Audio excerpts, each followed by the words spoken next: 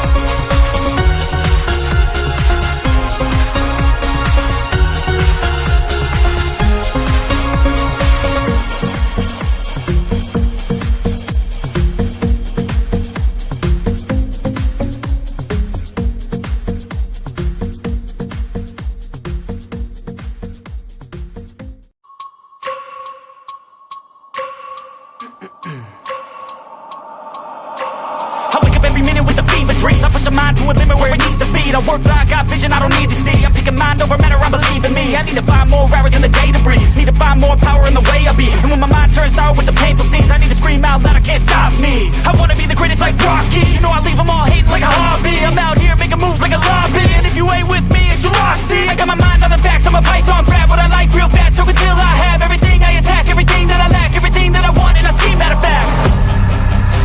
Cause I'm my own worst enemy. Only if I let it be. I can control anything if I can just think carefully. I control my destiny. Deep up in my mind I manifest it.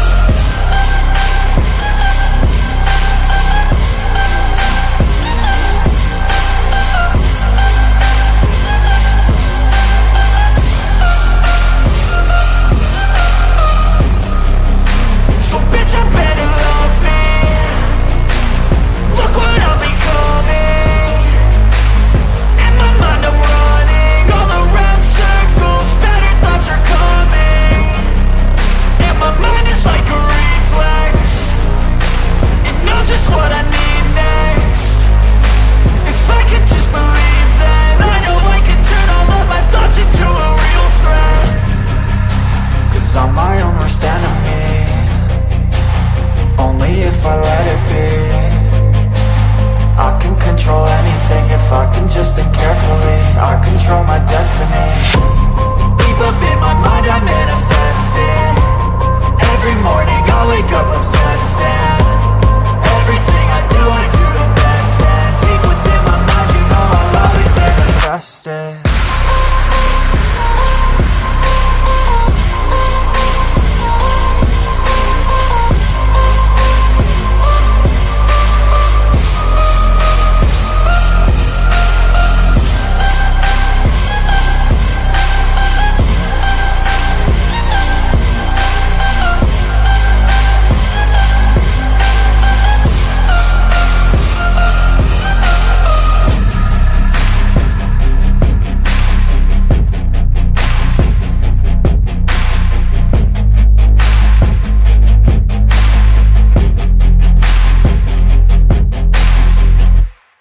Hello and welcome to my Mind Over Your Matter. My name is Rick. It's on this cameras. Hope you guys had a good day today. My day was okay. The chiropractor really messed me up today. He didn't mess me up. He did what he was supposed to, but it always takes a lot out of me, especially when they're working on my spine, because they work on my neck and my back, and it's not fun at all. Pretty painful, to be honest with you.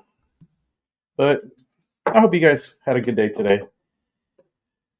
Lordy, lordy, lordy. What is today? Thursday. You know what that means. No Tyson today. If you notice, there's no Tyson. Tyson had prior engagements to fulfill today and is unable to be on the show. So I truly appreciate him.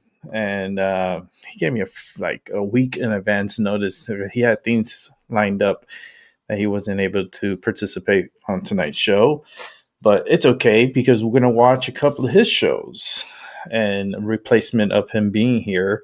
We're gonna watch 4 straight Tyson de la Cruz shows, and let's get to it because it's a lot of information to get in.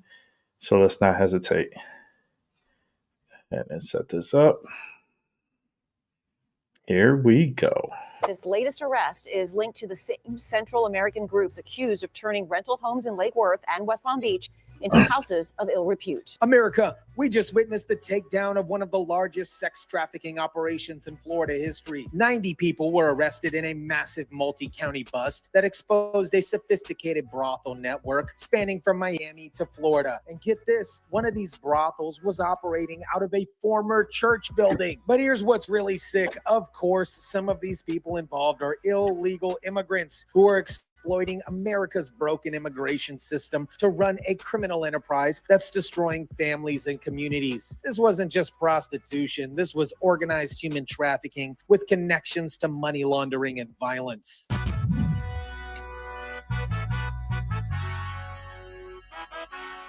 31-year-old Cynthia Saucedo Torres is charged with human trafficking, deriving support from prostitution, money laundering, child neglect, and keeping a house of ill fame. What is up, guys? Tyson de la Cruz here. Thank you so much for rocking with me. This story perfectly shows how criminal organizations exploit every aspect of human society, even sacred spaces like churches, to build their illegal empires, while our own broken immigration system allows foreign criminals to operate with impunity. Let me break down this massive operation that just went down across multiple Florida counties.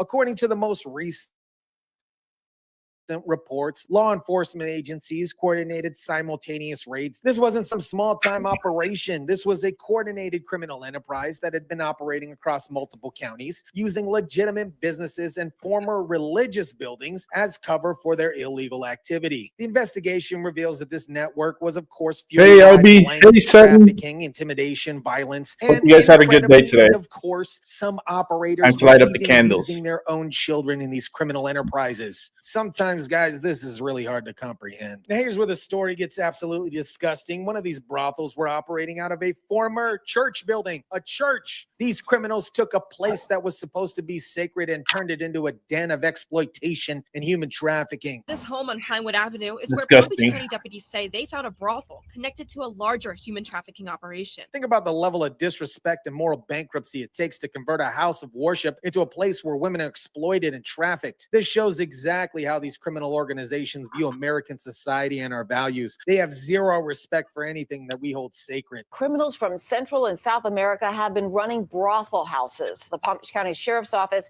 has just raided another one, and they say it's connected to previous high-profile arrests of madams. Yeah, and once again, the court records are revealing how the women were forced into prostitution in what has been described as a sophisticated and dangerous operation. The fact that criminals from Central and South America have been running these brothel houses for nearly 2 years shows that they've been exploiting our immigration system to build criminal enterprises on American soil. Of course, some of these people involved in this operation are illegal. This is exactly what happens when you have a broken immigration system that allows foreign criminals to enter our country and set up sophisticated criminal enterprises. On Wednesday, deputies arresting Selvin Garcia and Patricia Bielma Torres, who records show are in the country illegally. Selvin Garcia and Patricia Torres, who records show are in the country illegally, were arrested in connection with this operation. This is another crime that didn't have to happen if we had proper immigration and border security during the Biden administration. The level of exploitation is absolutely staggering here. Women were forced to have blank with 5 to 6 people a day and were only paid $200. This is modern day slavery happening in American communities while illegal immigrants profit from human misery. This wasn't just random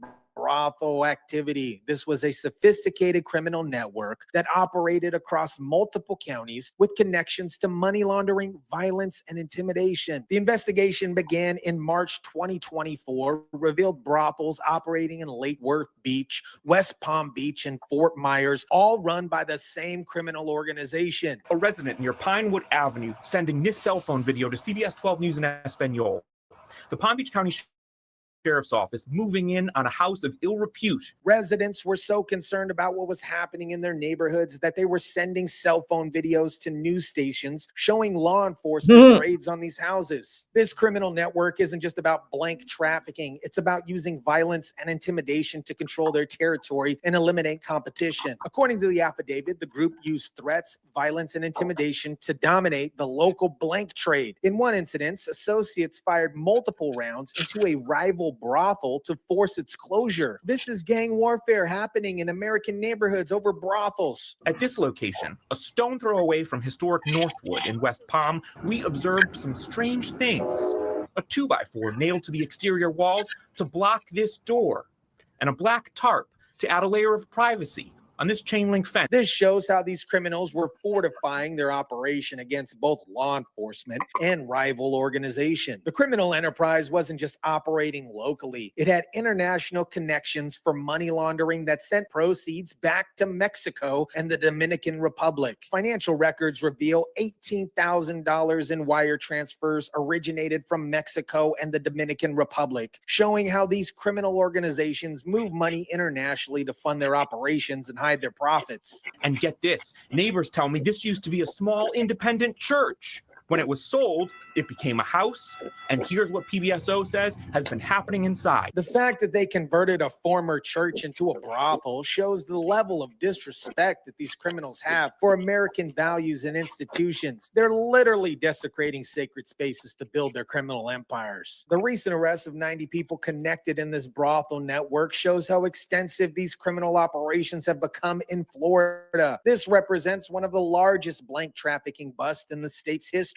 Charges include human trafficking, prostitution, money laundering, keeping a house in ill fame, and multiple counts of child neglect. Some of these criminals were literally abandoning their children to flee to Mexico when law enforcement started closing in. According to the investigation, some suspects fled to Mexico in February, leaving 3 children, ages 10, 12, and 17, alone in Palm Beach County. Even more shocking, the 17-year-old was forced to manage the brothels in their absence. The fact fact that this network operated nearly 2 years while using violence, intimidation, and even children shows how sophisticated and dangerous these criminal organizations have become. They're not just breaking immigration law, they're destroying American communities and exploiting the most vulnerable people in our society. America, this massive brothel bust in Florida perfectly illustrates how our broken immigration system enabled foreign criminals to build sophisticated criminal enterprises on American soil. 90 arrests connected to a network that operated across multiple counties, used violence and intimidation, and even converted a former church into a brothel. Of course, some of the people involved are illegal immigrants. This is exactly what happens when you don't enforce immigration law and allow foreign criminals to operate with impunity. These weren't just immigration violations. These were violent criminals who were trafficking women, laundering money internationally, and using children to manage their operations. The fact that one of these brothels was operating out of a former church shows the level of disrespect these criminals have for American values and institutions. They literally desecrated a sacred space to build a brothel. This network operated for nearly 2 years using threats, violence, and intimidation to dominate the local blank trade. They fired bullets at rival brothels, abandoned their own children to flee to Mexico, and forced a 17-year-old to manage criminal operations. The 90 arrests represents one of the largest sex trafficking busts in Florida history, but it also shows how extensive these criminal networks have become. When foreign criminals can enter our country illegally, set up sophisticated criminal enterprises, and operate for years without consequences, it shows that our immigration system wasn't just broken, it was actively enabling human trafficking and organized crime. Thanks, Joey B. Let me know what you think about this. Drop it down in the comment section down below. Smash the like button if you kindly would. Share, subscribe,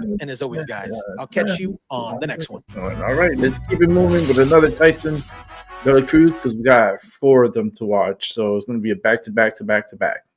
Government launches a task force here in Nashville to target gangs and drug traffickers. It's part of an executive order. America, we just witnessed the most dramatic escalation in Nashville against MS-13 in decades. 1 month ago, the DEA arrested 17 MS-13 members and associates in what they called a successful dismantling operation. But here's what's really shocking. Nashville's new Homeland Security Task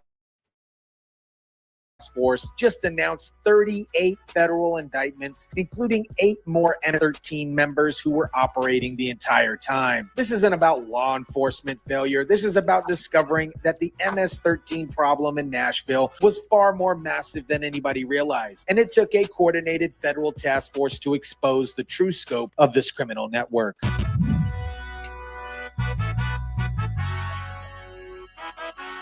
38 people in total. You see their mugshots pictured here, including 8 members and associates of the violent gang MS-13.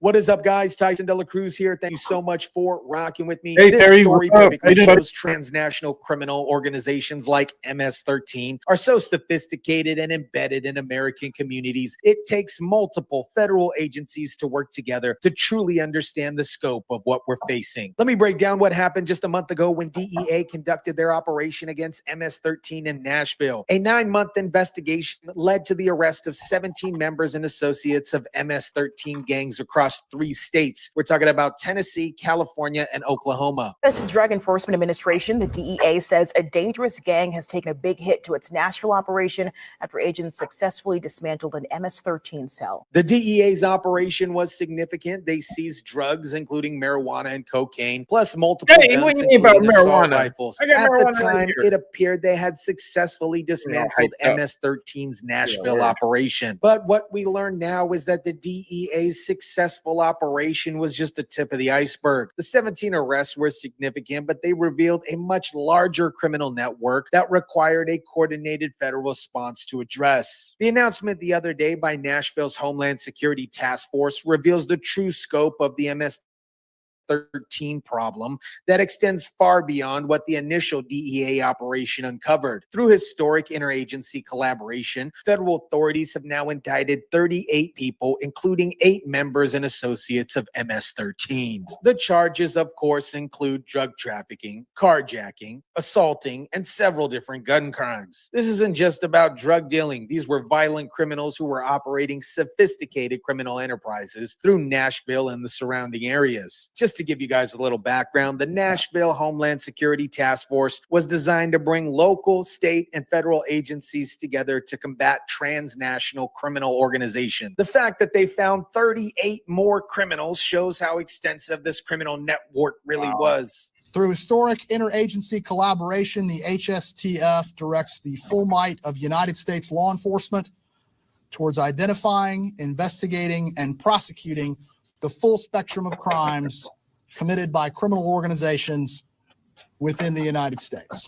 The new Homeland Security Task Force is a result of President Trump's Executive Order 14159, aka protecting the American people against invasion. Unlike single agency investigations, this task force represents the full might of United States law enforcement working in coordination. The FBI has announced the creation of similar task force nationwide in cities like Houston, Chicago, El Paso, Dallas, and Anchorage, Alaska. This represents a coordinated national response to transnational criminal organizations that require multi-agency resources to combat effectively. The discovery of additional MS-13 members and associates shows how deeply embedded these criminal organizations have become in American communities. Thanks, Joey B. This isn't a new threat. This is an established network that's been growing for decades. James Bargent with Insight Crime tells me MS-13 has been present in Nashville for more than 2 decades. This isn't some new threat that just randomly appeared. This is an Were you established able to catch criminal any of organization that has the been lights last night? operating and expanding in American communities for generations. For those of you that don't know, MS-13 has been operating in the United States since the 1980s. Cloudy over Originally here. starting I got in a Los little bit, but it Angeles was and cloudy. expanding to all 50 states as well as El Salvador, Guatemala, and Honduras. And as we know, this gang is notorious for extortion,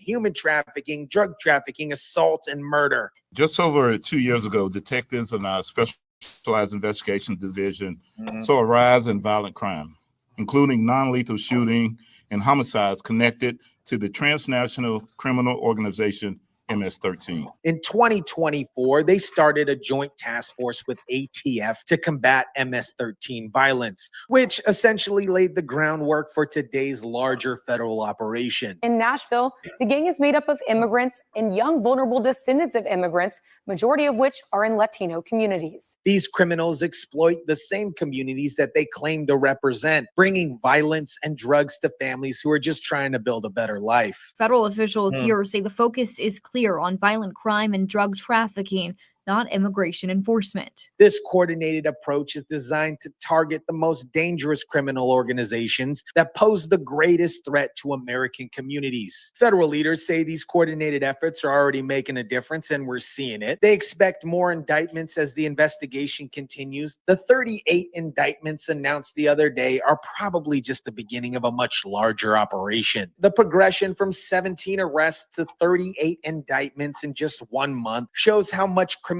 activity was happening beneath the surface. This suggests that there were probably many more MS-13 members and associates operating throughout Tennessee and the surrounding areas. The Homeland Security Task Force approach represents a fundamental shift from treating gang violence as an isolated incident to recognizing it as part of a coordinated transnational criminal networks that require federal resources and multi-agent coordination. America, the progression from the DEA 17 arrests to the other day's 38 federal indictments shows exactly how extensive transnational criminal organizations like MS-13 have become in American communities. This isn't about any single agency failing. This is about discovering that the problem was far more massive than anybody realized. MS-13 has been operating in Nashville for more than 2 decades, building Wow. sophisticated criminal networks that require coordinated resources to fully address the problem. The DEA's initial operation was successful, but it revealed a much larger criminal enterprise that needed the full power of federal task force to tackle. President Trump's executive order creating the Homeland Security Task Force represents the kind of coordinated federal response that these criminal organizations require. When you bring together multiple agencies with different expertise and resources, you can uncover criminal networks that individual investigations might have missed. Federal leaders expect more indictments as the investigation continues, which means the 38 criminals announced the other day are probably just part of a larger criminal Rob got a network really that's good finally view being from South exposed through Dakota. coordinated law enforcement. Let me know what you think about this. Drop it down in the comment section down below. Smash the like button if you kindly would. Share, subscribe, and as always, guys, I'll catch you on the next one. Tyson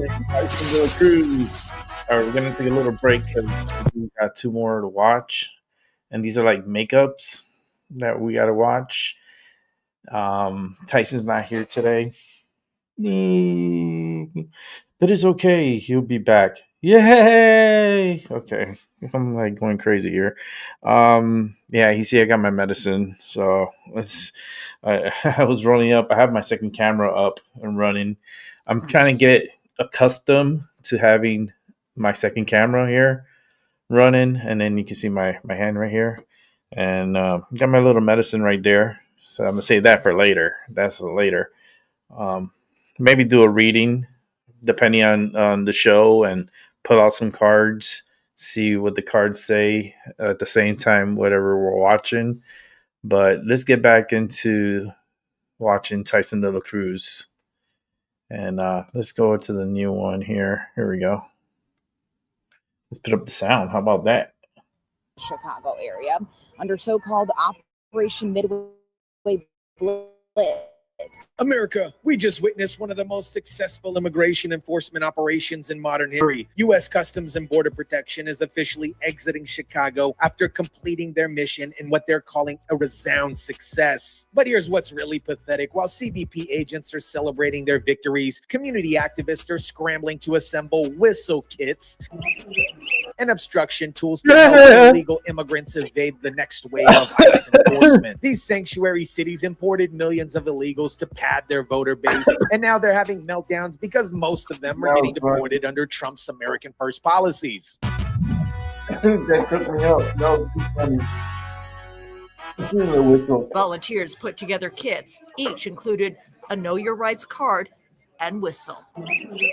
What is up, guys? Tyson De La Cruz here. Thank you so much for rocking with me. This story perfectly shows the difference between real law enforcement success and the desperate attempts by liberal activists to obstruct justice. While federal agents are removing criminals and restoring order, these community organizers are literally teaching people how to interfere with federal law enforcement operation. Let me break down CBP's successful exit from Chicago and what they accomplished during their operation. According to federal authorities, Border Patrol agents are rotating out of Chicago after completing their enforcement mission in the area. Multiple sources tell ABC News Border Patrol Commander Greg Bavino is expected to be leaving the Chicago area within the coming days. Border Patrol Commander Greg Bavino and his team are leaving to continue their mission somewhere else. But this doesn't mean immigration enforcement is ending in Chicago. ICE and other CBP assets are staying to continue the work. The fact that they're rotating to other cities shows this is always part of a larger national strategy. Chicago was just one target in a comprehensive immigration enforcement operation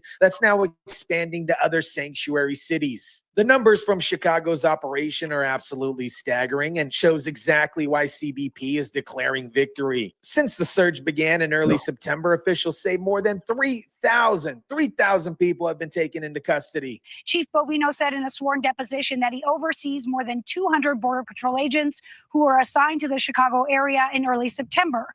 Since that surge began, officials say more than 3,000 people have been taken into custody. Over 3,000 arrests in just a few months shows the scope of the illegal immigration problem that Chicago's sanctuary policies have created. We've received a lot of thanks again from United States citizens and those legal that immigrants. son of a bitch. They're Turn that concerned sideways that and stick it right individuals up come into your this country, candy commit ass. crimes. People are finally beginning to realize that illegal immigration is not a victimless crime. While CBP is celebrating their success, of course, you guys, community activists are scrambling to assemble what they call ICE watch kits to help illegal immigrants evade ICE the next watch wave of kids. They should have immigration done enforcement. Karen watch this. Day Like of watch. action. Rather than sit around and complain, just try to get up and get involved. Feel like I'm playing a small role in changing what's going on in the streets of Chicago. Northside residents Stupid. huddled in this small space for a small act they hope will make a big impact. These aren't concerned citizens. They're organized obstruction specialists who are actively working to interfere with federal law enforcement operations. They're putting together whistle kits, guys, cameras and other tools specifically designed to help criminals evade arrest. Shame on them for using our pain. So again, you are expecting him to make good on that post that they're headed to Little Village today? He might come, he might not come. So that's why we're calling on all our brothers and sisters, not only here in Little Village, but in Rogers Park, in Humboldt Park, in Logan Square, in Gage Park, McKinley Park, all the south side, to be ready, because he might not come here and probably go and attack other neighborhoods. Listen to this. Shame on them for using our pain. Really? Federal agents removing criminals from your community is using your pain? Maybe the pain is coming from the criminals they're removing, not the agents doing their job. Let's use the interviews with these community activists to cut their narrative about what's really happening in Chicago. These people are more concerned about protecting criminals than they are about the safety of their own communities. They're not going after criminals. They're going after people that are taking their kids to school, people, street vendors, people going through laundry. So we know this administration is not targeting criminals.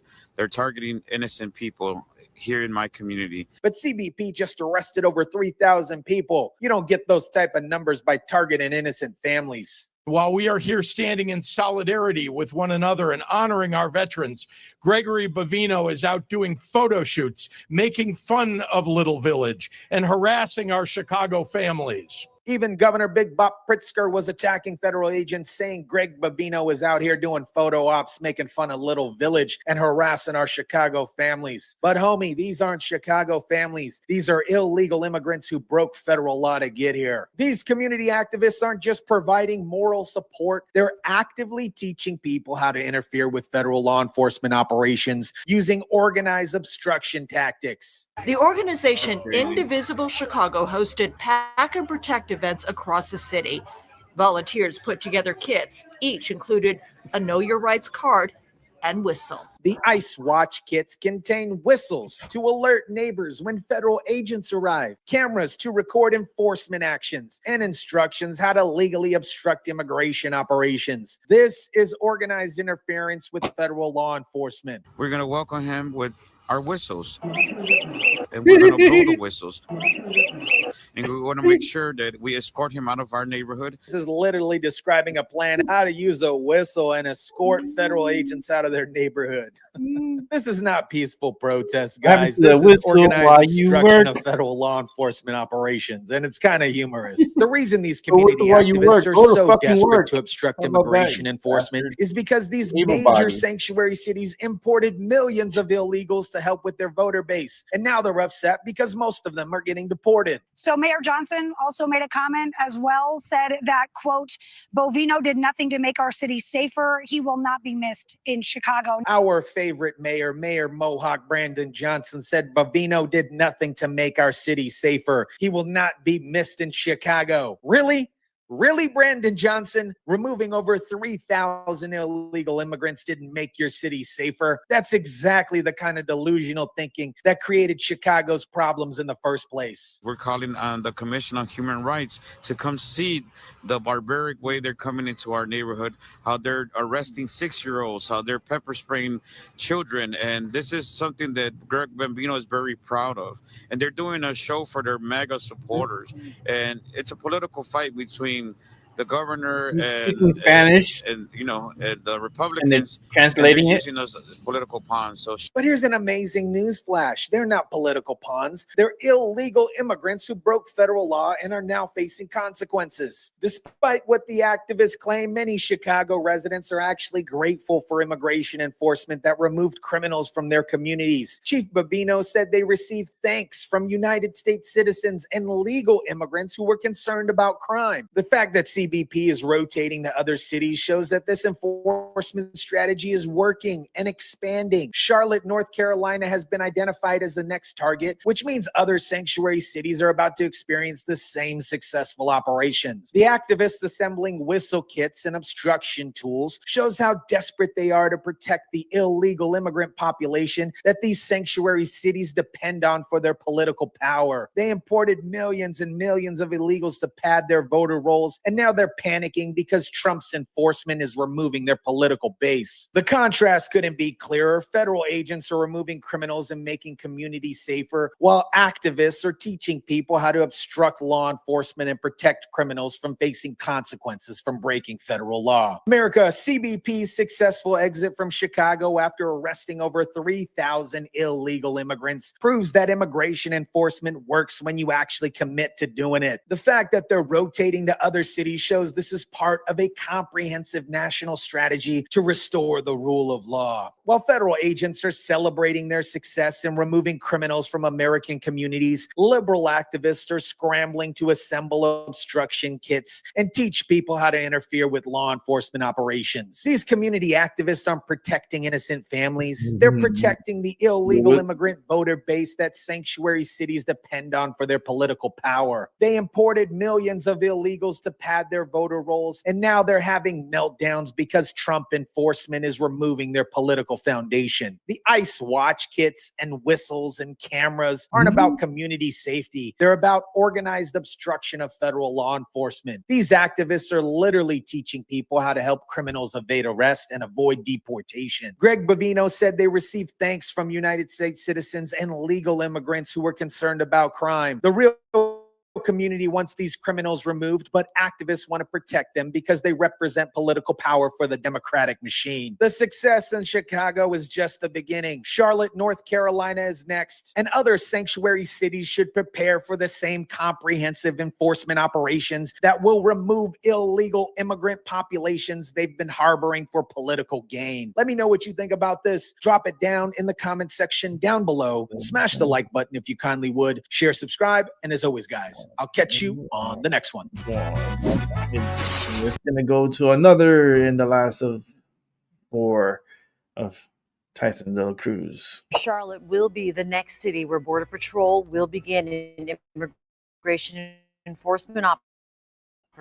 That's according to a Department of Homeland Security official. America, Border Patrol agents are heading to Charlotte, North Carolina next, and the liberal establishment is absolutely losing their minds. After wrapping up operations in Chicago, Commander Greg Bavino was bringing his team to Queen City in an operation they're calling Charlotte's Web. But here's what really gets me fired up. Local businesses are claiming their sales are down 20% because illegal immigrants are too scared to leave their houses. My question is simple. Exactly, If you're here Terry. legally, what do you He have was to speaking in worry about? Spanish and they were translating to it in English. Now, the exact timing of this has not been announced, but it should follow Border Patrol Commander Greg Bavino leaving Chicago sometime this week. What is up, guys? Tyson de la Cruz here. Thank you so much for rocking with me. This is exactly what we voted for. Real immigration enforcement that doesn't discriminate based on what city you're hiding in. The Trump administration is keeping their promises, and the results are speaking for themselves. Let me break down what's really happening in Charlotte. This isn't some random raid operation. This is a coordinated federal operation targeting people who are in our country, you guessed it, illegally. And unlike previous operations, Border Patrol is taking the lead without coordinating with ICE in the same location. These scenes in Chicago have made national headlines the past few weeks. Chicago residents clashing with teams of Border Patrol agents as they rounded up people believed to be in the country illegally. The Chicago operations were incredibly successful, which is exactly why they're expanding to Charlotte. When you enforce immigration law properly, you actually get results. But listen how the media frames it. They're calling it controversial when federal agents enforce federal law. U.S. officials are telling CBS News Border Patrol teams are expected to start an operation in Charlotte this month. Top Border Patrol official Greg Bavino is said to be leaving Chicago, where his agency was part of a large immigration crackdown, according to CBS News. The timing isn't coincidental here. They're moving systematically from city to city to clean up the mess that the Biden administration left behind. CBS News also said the Border Patrol could arrive sometime this month, with the operation being dubbed Charlotte's Web. In a statement to Queen City News, DHS Assistant Secretary Tricia McLaughlin would not comment on the reporting, saying, quote, "Every day DHS enforces the laws of the nation across the country. We do not discuss future or potential operations." Charlotte's Web. I love that operation name. It perfectly describes what they're doing, weaving a web to catch people who shouldn't be here. And notice how DHS won't comment on future operations. It's called operational security, something that the Biden administration never understood. In fact, they probably never understood anything. Come on, man. Here's where it gets interesting. Listen how left is responding to law enforcement doing their job. They're acting like enforcing immigration law is some kind of human rights violation. No immigrants are going to come to this bakery. And if I don't have customers, I don't have a business. Bettencourt says his community has lived in fear since President Trump took office in January, not wanting to get together or even leave home.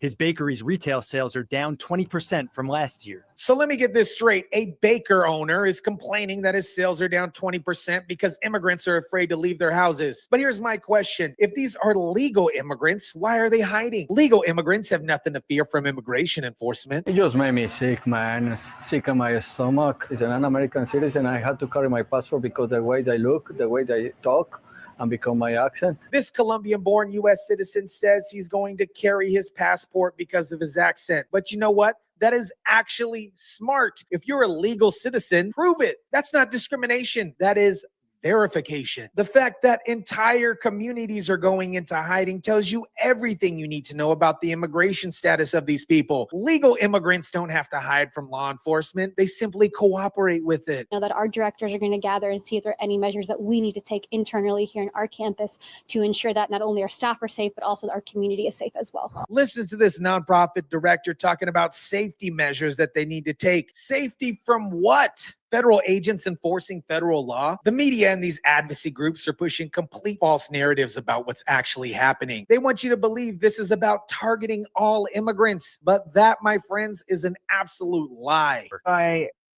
try to the best of my ability, make a plan for people to be there when and if they're taken into immigration custody. But all I can tell people is that, I'm sorry they're in this position. And this immigration attorney is making plans for people who might be taken into immigration custody. But here's what she's not telling you. If these people are here legally, they wouldn't need to make plans. The fact that she's preparing for mass arrest tells you that these aren't legal immigrants we're talking about here. Latinos are hard workers. We're people of faith. We love this country. So I just want to challenge people out there that have this negative stereotype about this community that that's not true at all. Well, being a hard worker doesn't give you the right to break immigration law. Loving this country means respecting its laws, including immigration laws. My question is, if you love America so much, then come here legally. Follow the process. Respect our sovereignty. Don't sneak across the border and claim victimhood when you get caught. Now let's talk about how local government is responding to federal law enforcement coming to their city. This tells you everything you need to know about their priorities. CMPD tells us it's not involved and will only step in if criminal behavior falls under their jurisdiction. That's fine. Border Patrol doesn't need their help. But notice they only step in if there's criminal behavior. Newsflash, being in the country illegally is criminal behavior. Charlotte area Republican Congressman Tim Moore says he was unaware of any planned Border Patrol deployments, but that he supported their work. I'm very proud of what these men and women who are doing to keep our border secure and to remove dangerous folks from our community and other communities around the country. At least Republican Congressman Tim Moore gets it. He supports the work these Border Patrol agents are doing to keep communities safe. That's the difference between Republicans and Democrats. We support law enforcement. They obstruct it. I don't know if that's going to happen or not. They haven't reached out to me, so I'm not sure what's going to occur. The police chief says Border Patrol hasn't reached out to him. Good. They don't need permission from local law enforcement to enforce federal law. That's the beauty of federal jurisdiction. It supersedes local politics. Let's talk about what this operation really means for Charlotte and communities across America. This isn't about targeting innocent people. It's about restoring the rule of law. These raids are meant to be provocative.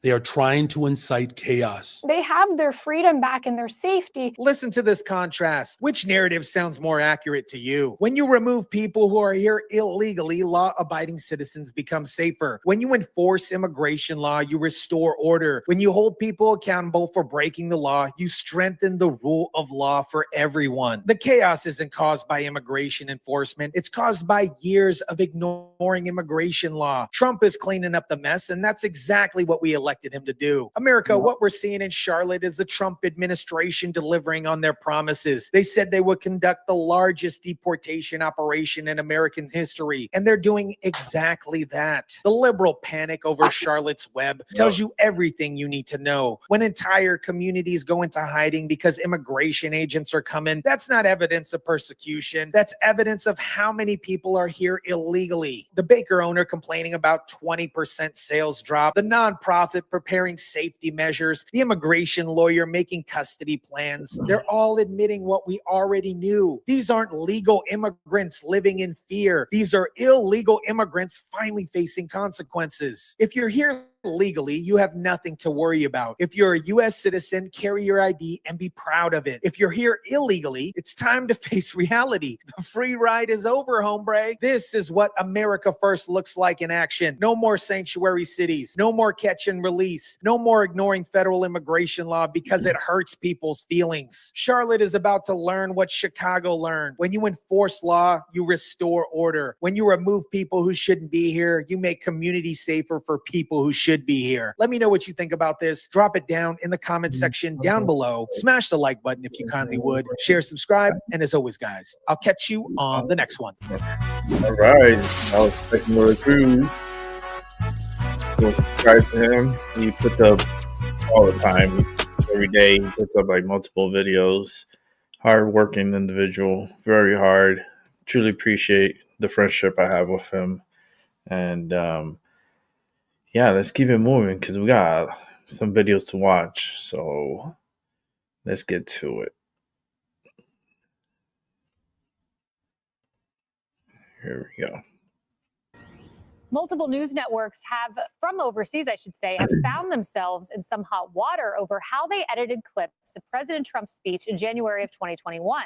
These broadcasters cut out a portion of the president's speech in which he urged his supporters to, quote, protest peacefully.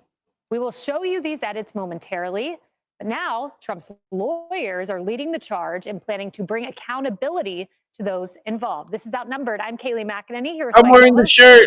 Accountability, make accountability great again. Caroline Downey, National Review columnist, and Paul Morrow, former NYPD inspector, attorney, and Fox News contributor. Well, let's begin with a side-by-side comparison. Why did he have to look like that? You will see the difference between the BBC's documentary about the president compared to the raw, unedited clips of Trump's speech that day. We're going to walk down to the Capitol, and I'll be there with you, and we fight. We fight like hell, and if you don't fight like hell, you're not going to have a country anymore. And after this, we're going to walk down, and I'll be there with you. We're going to walk down. We're going to walk down anyone you want, but I think right here, we're going to walk down to the Capitol, and we're going to cheer on our brave senators and congressmen and women, and we're probably not going to be cheering so much for some of them. Trump's lawyers wrote to the BBC threatening to sue for $1 billion in damages unless the BBC issues a retraction and compensates him. White House Press Secretary Caroline Leavitt got just one question on this topic in Wednesday's briefing. And she said that a lawsuit is now in the works.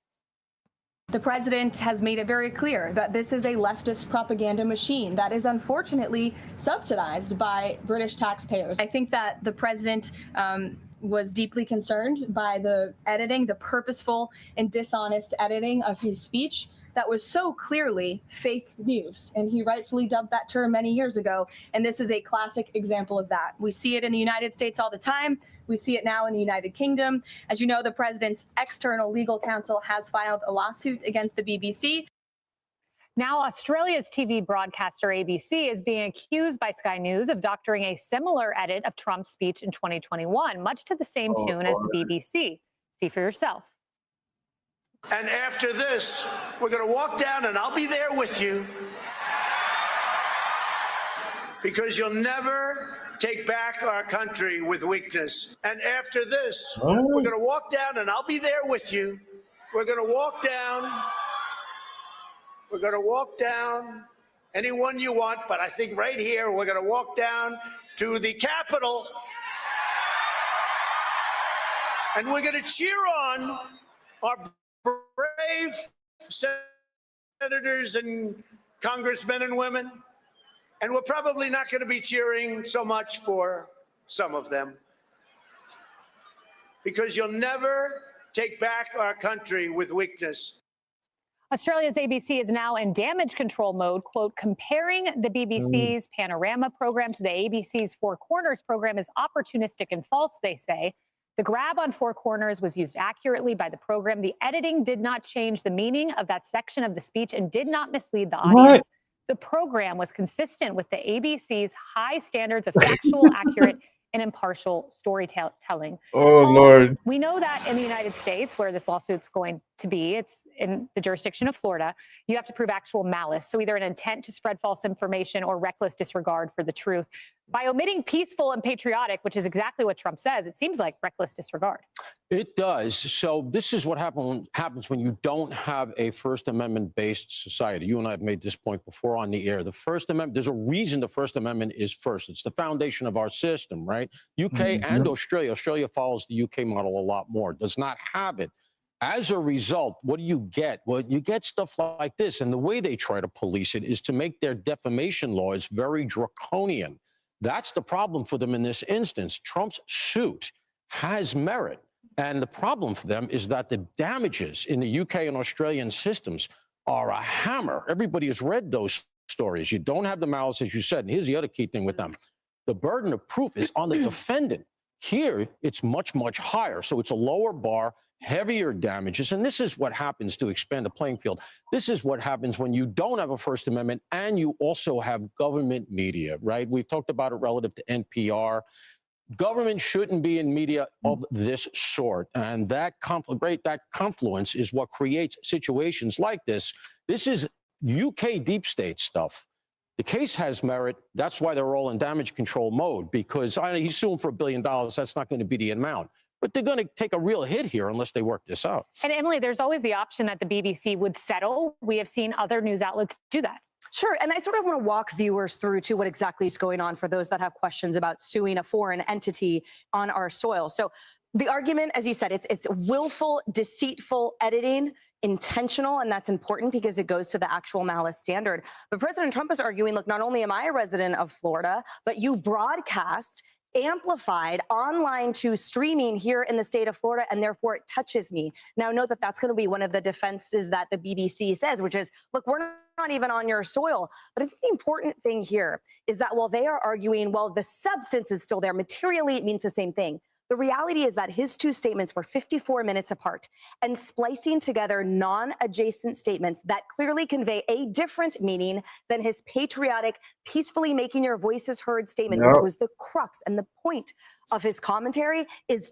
totally materially misleading. And in the president's argument, not only massive reputational harm, but he points out, you guys dropped this a week before the presidential elections. And he argues that they thereby materially impacted the outcome of the elections.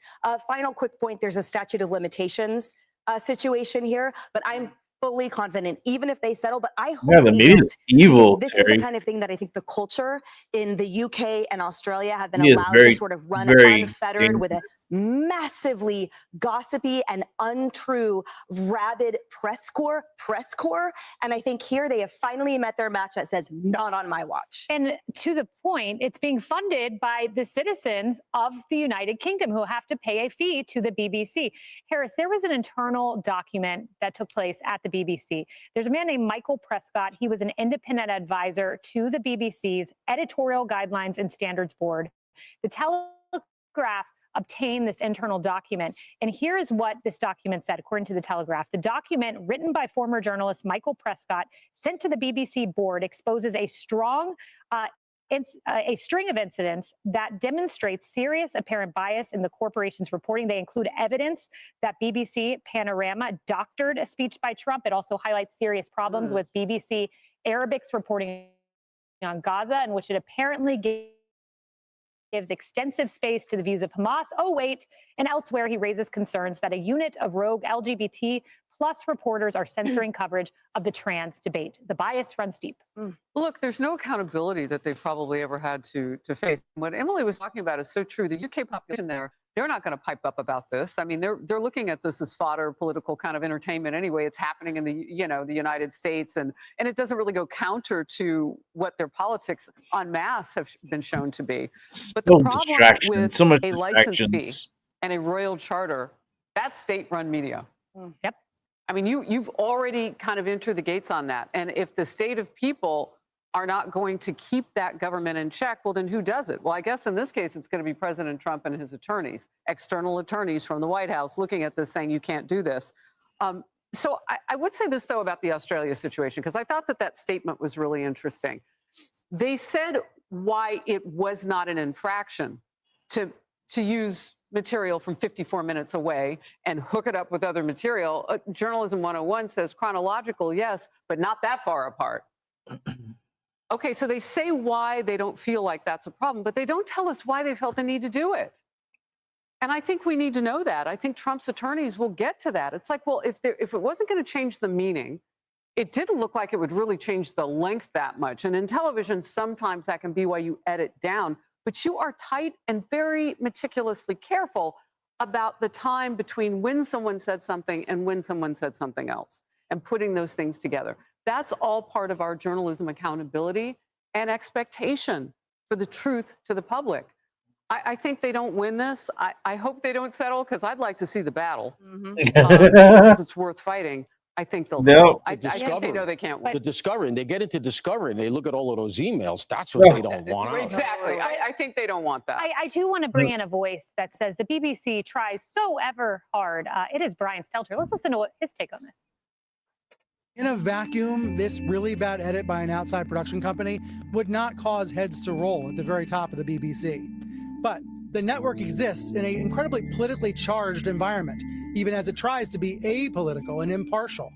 Like they try so hard to be apolitical and impartial, Caroline. I want to give viewers a sense of the British media landscape. So I frequently write for the Telegraph, which is one of the few conservative-leaning publications in England that doesn't believe that Trump is a dictator and an authoritarian. And to your point, Kaylee, they actually released the dossier that found that the BBC deceptively edited that speech to suggest that Trump was inciting a riot. Deeply dishonest. And it is worth restating that the BBC is kind of like the equivalent of NPR and PBS in the United States, in that they are taxpayer funded, but they claim impartiality and they claim neutrality, but they regularly toe the progressive line. That's just not consistent. It's also not representative of the British public, I would argue, many of whom actually lean conservative. We saw those huge protests after Charlie Kirk's assassination in London showing a conservative upswell of support. But it's worth stating that the BBC's record of bias is longstanding. It goes beyond Trump. Just a few examples. They were found to have reprimanded a host who tried to change a script that said originally pregnant people into pregnant women. So she got a slap on the wrist for actually changing that to reflect biological reality. So the BBC engages in gender ideology doublespeak. In addition to that, they were involved in a pretty serious editorial scandal where they forgot to disclose that the teenage narrator of one of their documentaries was actually the son of a Hamas official. So their anti-Israel bias is pretty well documented. And that just goes to show you, not impartial, not neutral. Oh, but they try so hard, and they have a great defender in Brian Stelter. Good for him. Hey everyone, I'm Emily Campagno. Catch me and my co-hosts Harris Faulkner and Kaylee McEnany on Outnumbered. Emily, you too quick, girl. Gotta calm down, girl. She gotta calm down. Wearing the shirt, it's the real MAGA. Make America make accountability great again. And you can purchase this shirt from Tyson De La Cruz shop over on his channel. Go over to Tyson De La Cruz in YouTube. Look him up. Check out the information. He has a little store you could check out, and you can get these shirts there. It's really good. I like this shirt. It's MAGA. Oh, goodness gracious. I wanted to pull out a card. I wanted to put out maybe a couple of cards to see how Trump's going to do in that case. Oh, here's the card. Oh, okay.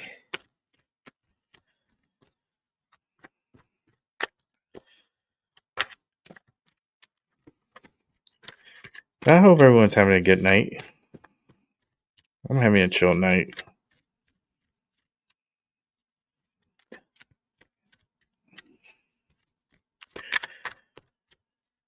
Trying to see if I can get another one to pop out, because I feel like another one needs to pop out for sure. So I would like to at least get 3 cards out of this.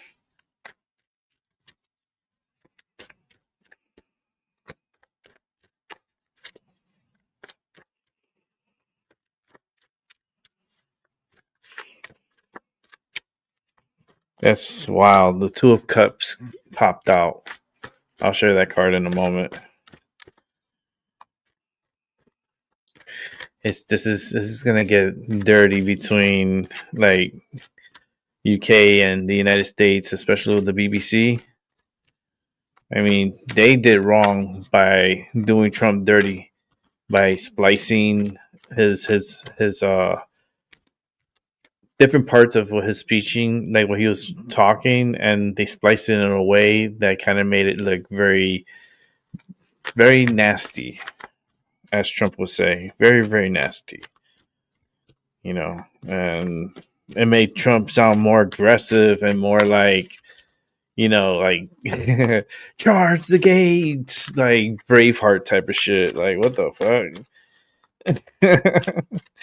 Like, Trump was just like, he said to march up there and then peacefully. Like, it's not like he went, go and get in there and beat these motherfuckers up and take Nancy Pelosi and her stocks and go in her office and shit in her fucking computer. And he didn't say all that, you know. There was agents within that crowd, you know. You go do your homework, you find out the truth. J6, go do your homework. YouTube doesn't like me talking about it because they really like to censor me. So sometimes you gotta be careful what you say on here because everything's for entertainment purposes. All right, so nothing want to come out, so we're gonna split the deck into 3.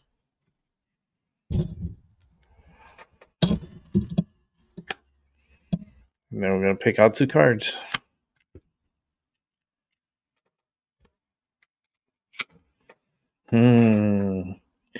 It's not going to be good for the BBC. I'll tell you right now, that's bad for the BBC.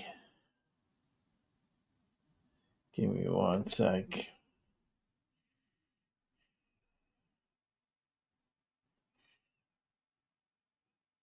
That is going to be bad for, because you got the 2 of Cups.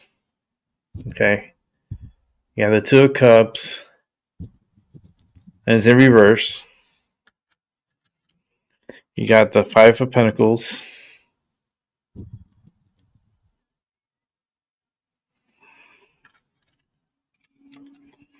And then you got the Three of Pentacles. This card came out yesterday. I pulled this card out yesterday, and look, it came out again in the beginning of the show, but in reverse. This BBC is in trouble. Yeah, they're in trouble. They're in big trouble. And I know heads are going to turn there. It's gonna fracture a lot of. It's gonna fracture everything that is going on over there.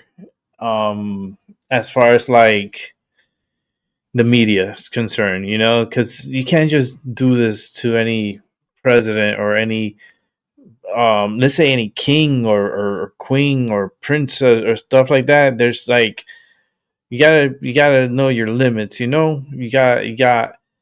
You know, I think Prince Harry sued. Wasn't not the BBC, but it was I forgot who he sued with Meghan Markle. And they sued. I don't know if they won or not. To be honest with you, I really don't care. But I know they've been in hot water. Like the media has been in hot water before, with royals and presidents. And now this with Trump. This is not good at all. This is actually like worst case scenario for BBC. It's gonna hurt them a lot. It's gonna fracture the relations, and it's gonna be not rewarding for them. Like Trump is gonna come out, and a lot of that money is gonna be donated. Trump doesn't need the money. You know what I mean? Trump doesn't need the money. He's gonna give it to the needy, to the people that need it. He's gonna give it to, and I know this because Trump is not a greedy person. Trump is always there to help the people, but the Democrats want to play this role reversal, like everything's opposite now. Okay, like no, it can't do that. You know, it's not a good thing. But man, I feel bad for the BBC. It's not going to be good times for them, and you know, it's who's behind the mess, you know, because there's a force behind.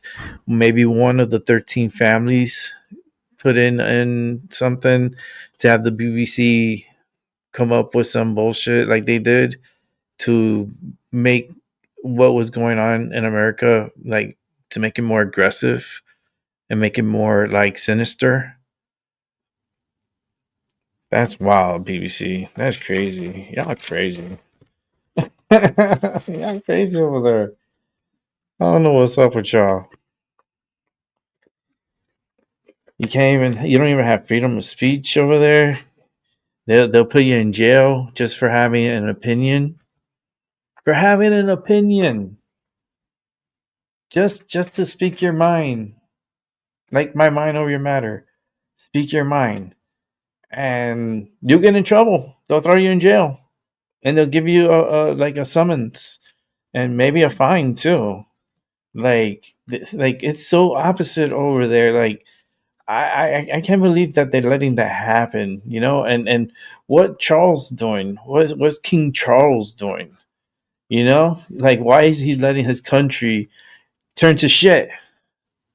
I don't get it. I don't know.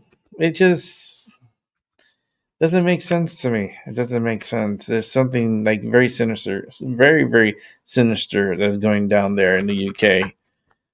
UK got issues. All right, let's continue on to the next video. Let's see what we're going to see. What's this? Something happened in Vegas. I don't know what the hell happened in Vegas, but we're going to watch and see what happened in Vegas. All right. Good afternoon. My name is Kevin McVahill. I'm the sheriff of the Las Vegas Metropolitan Police Department. At about 2:19 this morning, two males dressed all in black arrived at the restaurant behind me known as Piero's at 355 Convention Center. One of them was on a scooter They got off the scooter, walked up to the front door of the restaurant, and placed an improvised explosive device. What? That device was then ignited, and after a couple minutes of burning, it then detonated, causing some damage to the unoccupied building at that time. We did not receive any reporting on this device going off until about 10:36 this morning when their cleaning crew came in. That cleaning crew then went forward and notified the Las Vegas Metropolitan Police Department of a bombing that had occurred earlier that day. When we arrived, became obvious to us that a device had exploded, and we are now in the midst of that investigation. This investigation is being coordinated through our armor team, which is our all hazards team, along with the FBI, the ATF, and of course, my counterterrorism section here at Metro. I want to assure the community, obviously, because we're near the Las Vegas Strip, that there is no further threat that we are aware of or that we are investigating. We do know that these two individuals are outstanding, and we'll be providing additional information to you in the hours to come. I just want to reemphasize again to our community, there's no reason for you to feel like there's a threat to Las Vegas Boulevard or a threat to individuals within the community. And with that, I can't really release any other information because it's a very preliminary piece of the investigation, but we'll be notifying you very soon when we provide you an update from police headquarters. Okay. As it was talking, well, that I pulled out this card here, the Wheel of Fortune. It popped out of my deck. And there's a lot of these operatives that are in this country, very opportunistic people that are here in this country, and they are going to take their turn, and they're going to take their opportunity to cause bodily harm and try to disrupt. They've been given orders, and they're here. And thank you, Biden. Thank you, Biden, for your open borders and having all these operatives coming through and into the United States. And we're talking about, like when I say the enemy is from within, the enemy is within. And we're going to have a lot more attacks and a lot more wild things happening. And it's just sad because this could have been totally prevented. But, thank you, Biden. Everybody all together. Thank you, Biden. All right, let's see what's this about. Okay. Something. Oh, this is Benny Johnson, Rob's favorite show. His favorite guy, Benny Johnson. Rob, this one's for you, bro. Oh Lord, let's watch.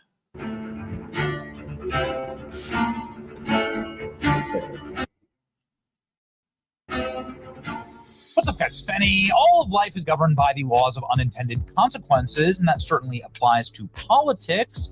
Democrats are so ravenous to get Donald Trump on literally anything that they'll go after their best friend and funder, Jeffrey Epstein, in order to try and do it. The problem is the evidence just ain't there, as we learned this morning, as they ran with headlines like this. Trump mentioned multiple times in Epstein's private emails. What do they got? Oh, they got an email saying that Trump was with one of the girls, a victim at Epstein's house. Oh, it's so salacious. It's so bad. It's the end. Look at this. This is the email itself. Donald Trump is with a victim for hours at my house. Oh, my goodness. What happens next? Well, what happens next is we learned that the victim, who was redacted, was Virginia Roberts, who has on dozens of occasions in sworn testimony on national TV, in her book, in depositions, said that nothing bad ever happened with Donald Trump. Trump never acted inappropriately towards her at all. No sex and no flirting even. We know that Virginia Roberts was employed by Donald Trump at Mar-a-Lago. Part of the reason why Trump banned Jeffrey Epstein was that he stole Virginia Roberts from Mar-a-Lago.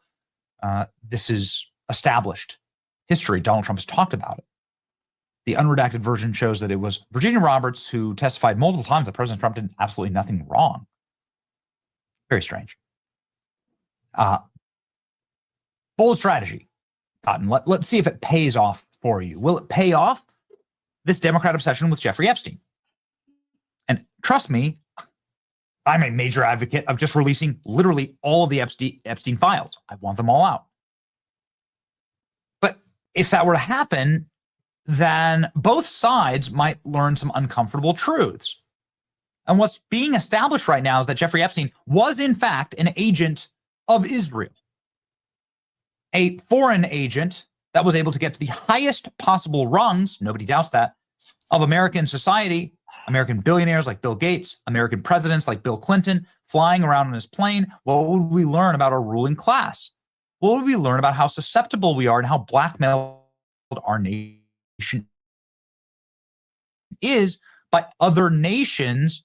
And this how much did we turn a blind eye to predation in order to get more intel or protect our ruling class? That is a great question, and it's something that's being answered by The Drop site. This is a news website that has published a series of bombshell stories about how Israeli spies stayed for weeks at Jeffrey Epstein's Manhattan apartment, how Epstein helped broker security deals with foreign nations, multiple foreign nations, big nations like Russia, Mongolia. I know people that do this for the Trump administration. These are people who are private citizens that often act on behalf of a state in order to get a negotiation done. They are agents. This kind of stuff doesn't happen because someone just out of the goodness of their heart, they just go and, I don't know, negotiate a big arms deal with Russia or Syria in the middle of a civil war, Mongolia. That's not how this all works. The last known photograph of Jeffrey Epstein actually has him wearing an IDF sweatshirt. How much more on the nose do you have to be? Now, this obviously brings us to something very interesting that's happening right now when it comes to the legacy of Charlie Kirk in Israel. As has been made public, Charlie Kirk was getting a lot of pushback from Jewish donors about having Tucker Carlson on stage. A principle I knew and worked with Charlie Kirk very closely, a principle that I know as a matter of fact Charlie adhered to. He wanted open debate. He wanted to be able to bring as many sides together as possible and for us to unite and for us to be able to defeat the Marxist left, which is the ultimate enemy. And of course, Charlie wasn't going to kick Tucker off the stage. In fact, according to this new video that Megyn Kelly has released, Charlie Kirk was encouraging Tucker Carlson to go all the way against Jeffrey Epstein and his connections to the state of Israel. The truth shall set you free. Watch this. Epstein clearly had contact with Israeli intelligence and American intelligence and French intelligence, but the only one you're not allowed to talk about is Israeli intelligence. But it seemed true to me, and I had done some work on that. I knew a bunch of people pretty close to that story, so I thought that.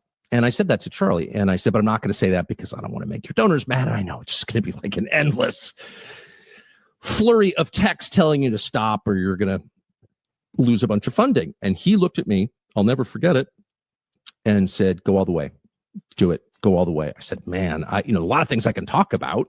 I don't need to talk about that. And he said, do it. So I did it.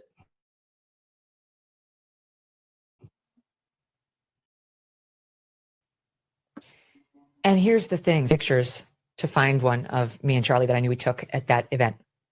And not only did I find pictures of me and Charlie, but I found a video of me, Tucker, and Charlie speaking backstage right before Tucker went out. Tucker and I were talking. Charlie came over and interrupted for just a second.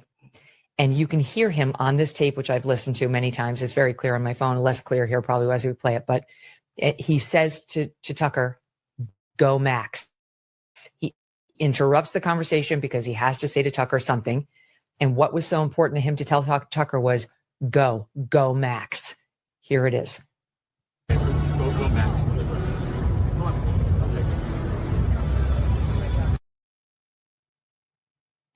It's quick. It just happens to be on tape. And it backs up what Tucker said. And so I just think we need to be realistic. Charlie understood what was happening to the conservative movement over Israel. He probably understood it better than any of us because he absolutely loved Israel. And yet he represented and was of young people. He was young. That was his constituency. That's where he spent all of his time. And he knew that even on the right side of the aisle, they had turned and were turning on Israel. And knowing all of that, he told Tucker to go out there and do all the things Tucker did. Go Max, he said. Now, why did he do that? Because he knew there was a faction within the conservative movement that needed a voice. They needed somebody to put their thoughts and their complaints and their objections into words in a public setting and not just cede the whole argument to the other side, which has been dominating conservative thought and media forever, the Mark Levins of the world.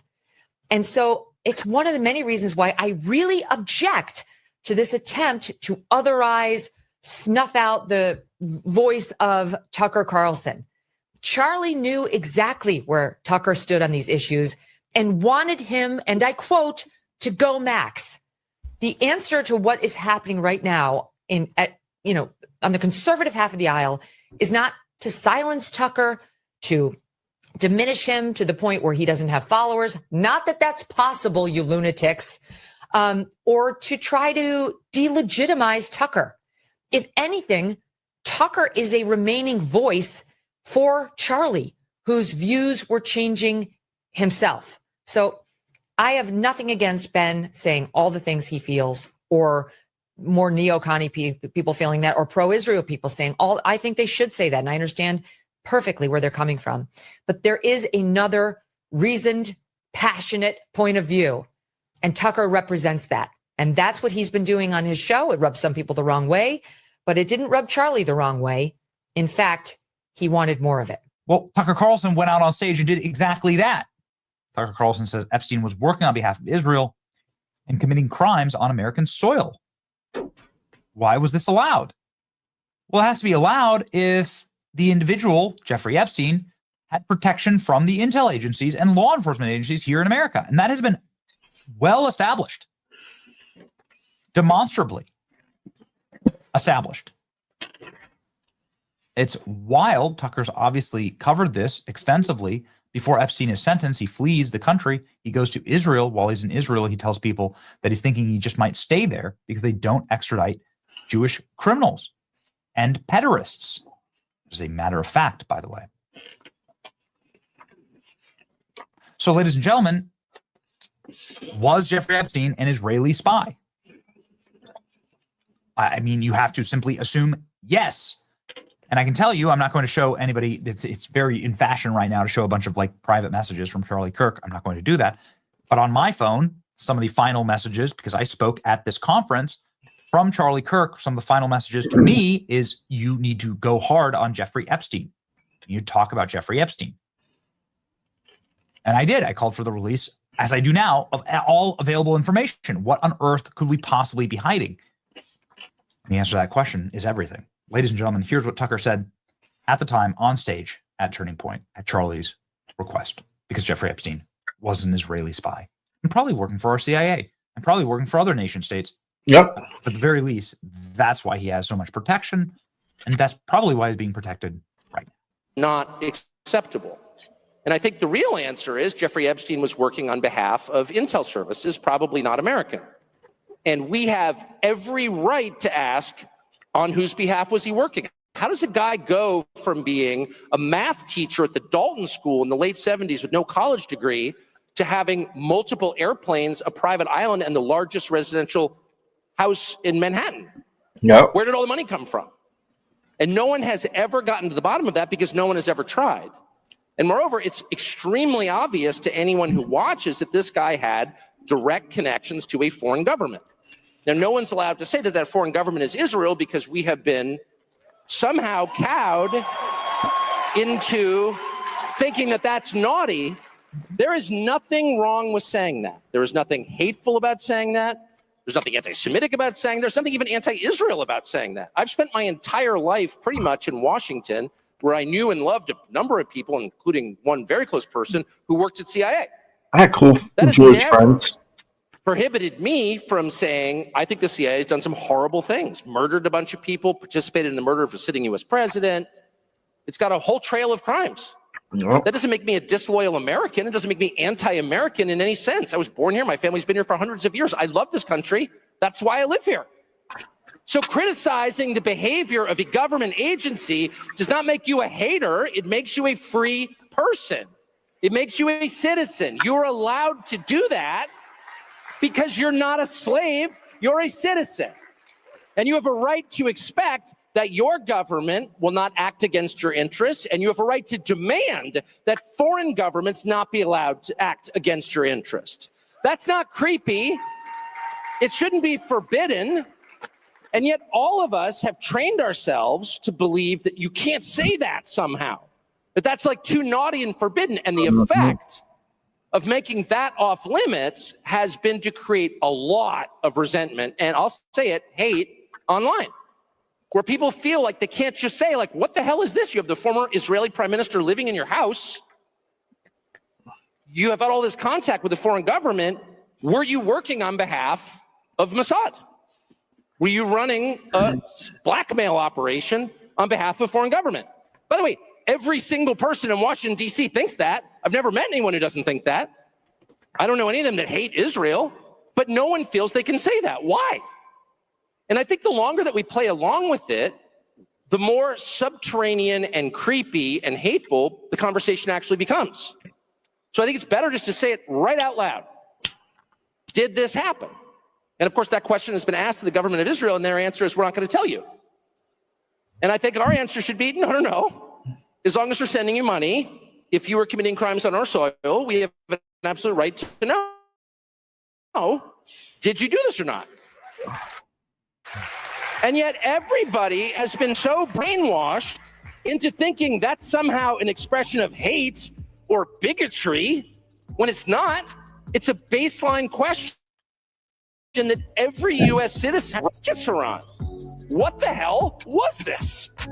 I agree. Like, there's a lot of things that the media ain't gonna tell us, that we can't handle the truth. Remember, we can't handle the truth. You know, we've been lied to. Our whole history, everything, we've all been lied to.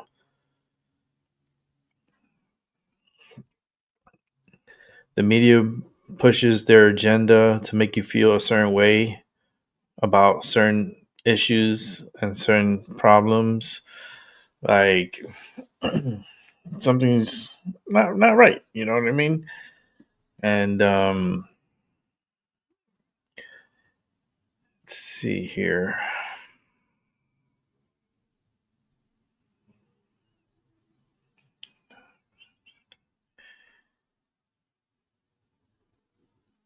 Okay, we're gonna go.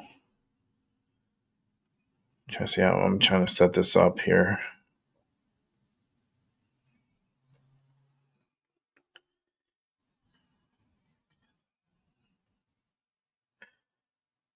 Okay, here we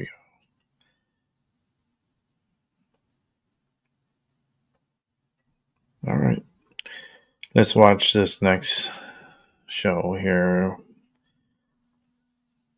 Let's put up the volume. That'll work. Just the next couple of months. The longest government shutdown in U.S. history is finally over. The pain will linger, and the next round of this could be at the end of January. These lawmakers can't let that happen. President Trump signed the House-passed bill last night to get funding back to the programs and agencies Americans are relying on. Now the focus is on repairing the economic damage of those 43 days of food insecurity and air traffic chaos and so much more.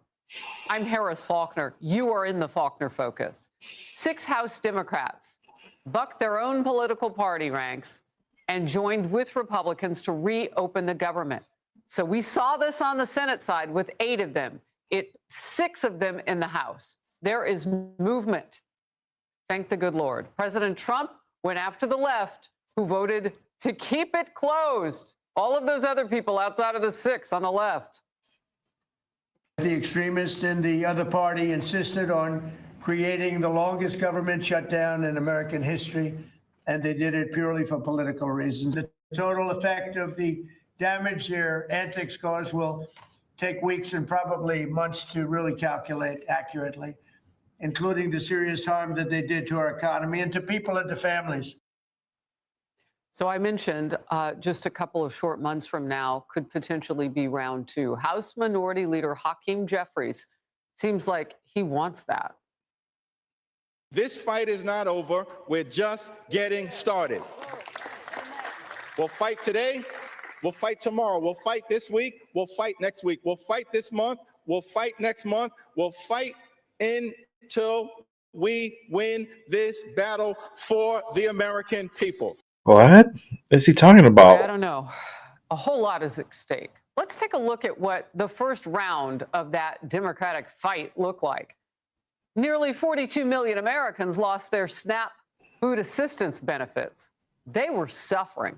More than 5.2 million airline passengers faced flight delays and cancellations. 1.4 million federal workers went weeks without pay. And the White House estimates the economy lost about $15 billion every week of those 6 weeks. A massive hit of $90 billion over the entire shutdown. When you count everything all up, you can count them. 10 zeros. House Republican Conference Chair Lisa McClain comes up in focus. First, senior White House correspondent Peter Doocy. Peter. Harris, as the sun rose and the dust settled here, the top economic officials, advisors to the president, have determined that it could take months for the economy to fully recover from this shutdown because the projection is that the GDP took a significant hit. Well, our Council of Economic Advisors, yeah, they get paid back. About $15 billion. They get and their payback. it accumulates to maybe 1.5% of GDP when you account for multiplier effects. And their current estimate is that 60,000 Americans, not government workers, have lost their jobs because of the reduced economic output. Washington, D.C. neighbor Governor Wes Moore writes, this is exactly why people hate Washington. Once again, Republicans in D.C. are asking us to accept a false choice, fund the government or protect people's health care. That's not leadership. Marylanders know what's at stake. They've lived the shutdown. They're the federal workers who missed paychecks, the SNAP recipients wondering how to feed their families, the seniors worried about keeping the heat on. But another Democrat is warning this might only be over for a couple weeks. Well, absolutely. It was always just country over the party. And now people just, it never made any sense to shut it down at that point anyway, because now if the Democrats in the Senate now decides in January, you're going to have the opportunity to shut it back down. If that does wind up happening, though, we would still expect it to be business as usual here because we watched during the length of the shutdown, this president traveled the world. He held high-level meetings, even though things were technically closed. Harris. Peter, thank you very much. Democrats have pretty much nothing to show for what they just put the country through. And after all of the destruction, this new funding deal only runs through January 30th. And as I mentioned, that means we could be right back in the same mess just 11 weeks from now. Congresswoman Lisa McClain of Michigan, chair of the Republican Conference and member of the Financial Services Committee, is in focus. Good to have you today. First of all, those words, those fighting words from Hakeem Jeffries, what do they mean to you? Have you spoken with him? Yeah, I have not spoken with Hakeem Jeffries, but what those words mean to me are kind of sad. I want to fight, fight, fight. Fight for what? How about if we work together for the American people to do what's right? But whether it's Hakeem Jeffries or their number two, Catherine Clark or Chuck Schumer, They're not fighting for the American people, Harris. They're fighting for their communist left wing and for their own skin, right? If we truly want to fight, we need to win. We need to do what's right for the American people. And here's this thing. Why can't we do both? As Republicans, I think we can fund the government and there's that special word, and continue to make progress for the American people, whether it's the economy, whether it's bringing down healthcare premiums, not for the big insurance companies, but bringing down premiums for the American people. See, there's a big difference, but I think we can do both. It's an and, not an or, Harris. That is a powerful word, especially right now, and literally a house divided. So we'll be watching for that. And how fast do things get moving, though, to make some of that happen? Well, we never took our foot off the gas during the shutdown. Our appropriations committees and all of our other committees, but especially the appropriations committees, right? We've been working. We've passed 12 appropriation bills out of the House and 3 got put in the continuing CR.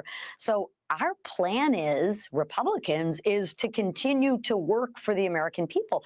If the Democrats want to continue to be obstructionists, that's going to be on them. I hope that's not the case. I hope they want to continue to work for the American people. I know Republicans, we want to work on affordability. We want to work on bringing premiums down. But it sure would have helped to have a partner on the other side. And if the Democrats want to be obstructionists, that's on them, not on Republicans. Look, House Speaker Mike Johnson is going after Democrats post this vote last night. Let's watch. They were more afraid of political retribution from the radicals that now run the Democrat Party than they were afraid about taking the food out of the mouths of hungry families, truly, or about having flights canceled around the country or making the troops and their families worry about where the next paycheck was going to come from. It was a selfish political stunt. It yielded nothing but pain for the American people. Yeah. A new opinion piece hammers that home. Here's a quote. So why did the Democrats do it? From the beginning of the dispute, everyone seems to have understood that Mr. Schumer forced a shutdown because he needed to show his state's progressive voters that he could take it to Mr. Trump and so avoid a primary challenge from the left. It was all for show, literally. Chairwoman McClain, your response. Well, unfortunately, I happen to agree with the speaker. What did the Democrats gain out of this? I mean, look at the economic impact, the negative economic impact that it had. Look at all the people that didn't get their SNAP benefits, didn't get their paycheck, air traffic. For what? Listen, Harris, I'm a fighter. But you know what's more important than fighting? Winning. Right? So if you fight, don't you want to get something on the back end? Wow, she hasn't got her medicine? That's wild. To what end, right? Because at first the shutdown was, we got to show a fight against Trump. Okay, that didn't work. Okay. Oh, no, it's the Epstein files. Okay, that didn't work. All right, let's make it about health care. The Democrats have no plan, no vision, and no leader. Republicans, let's work for the American people to make things more affordable, to bring health care premiums down for the American people. Let's get this country back on track, which is exactly what we did in the working families tax cut and exactly what President Trump is doing. The Democrats right now just need to stop being obstructionists.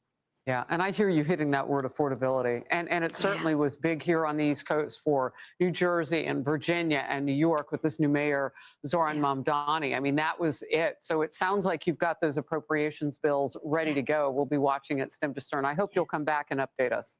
We will. All Thank right. you. Thank you, Chairwoman. Hey, everyone.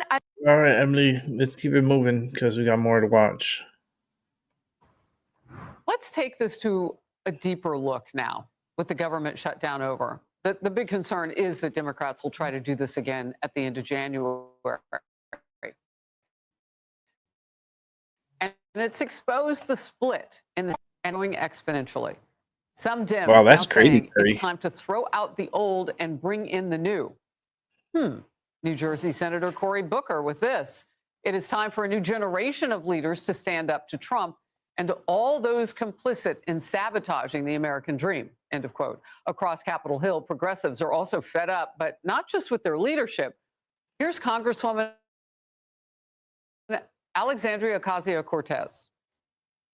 No, not this bitch. I think what is so important for folks to understand is that this problem is bigger than one person, and it actually is bigger than the minority leader in the Senate. I think what's important is that we understand that this is not just a leader is reflected as a reflection of the party. And Senate Democrats have selected their leadership to represent them. And so the question needs to be bigger than just one person. Well, a dodge from her part, but there are plenty of progressives calling for the removal of Senator Chuck Schumer. Now, maybe she doesn't actually want to say that out loud because she might plan to run against him. And some of those lawmakers willing to do so are all around and on the screen. And focus now. They kill their own. They don't care. Former Senate candidate. These Democrats, they don't care. PAC founder, and Julian Epstein, Democrat strategist. Great to see you both. Julian, I'm going to start with you on the call for the leadership to step down. And they're focused so much on Trump. They do realize that, I mean, a whole new generation for one president.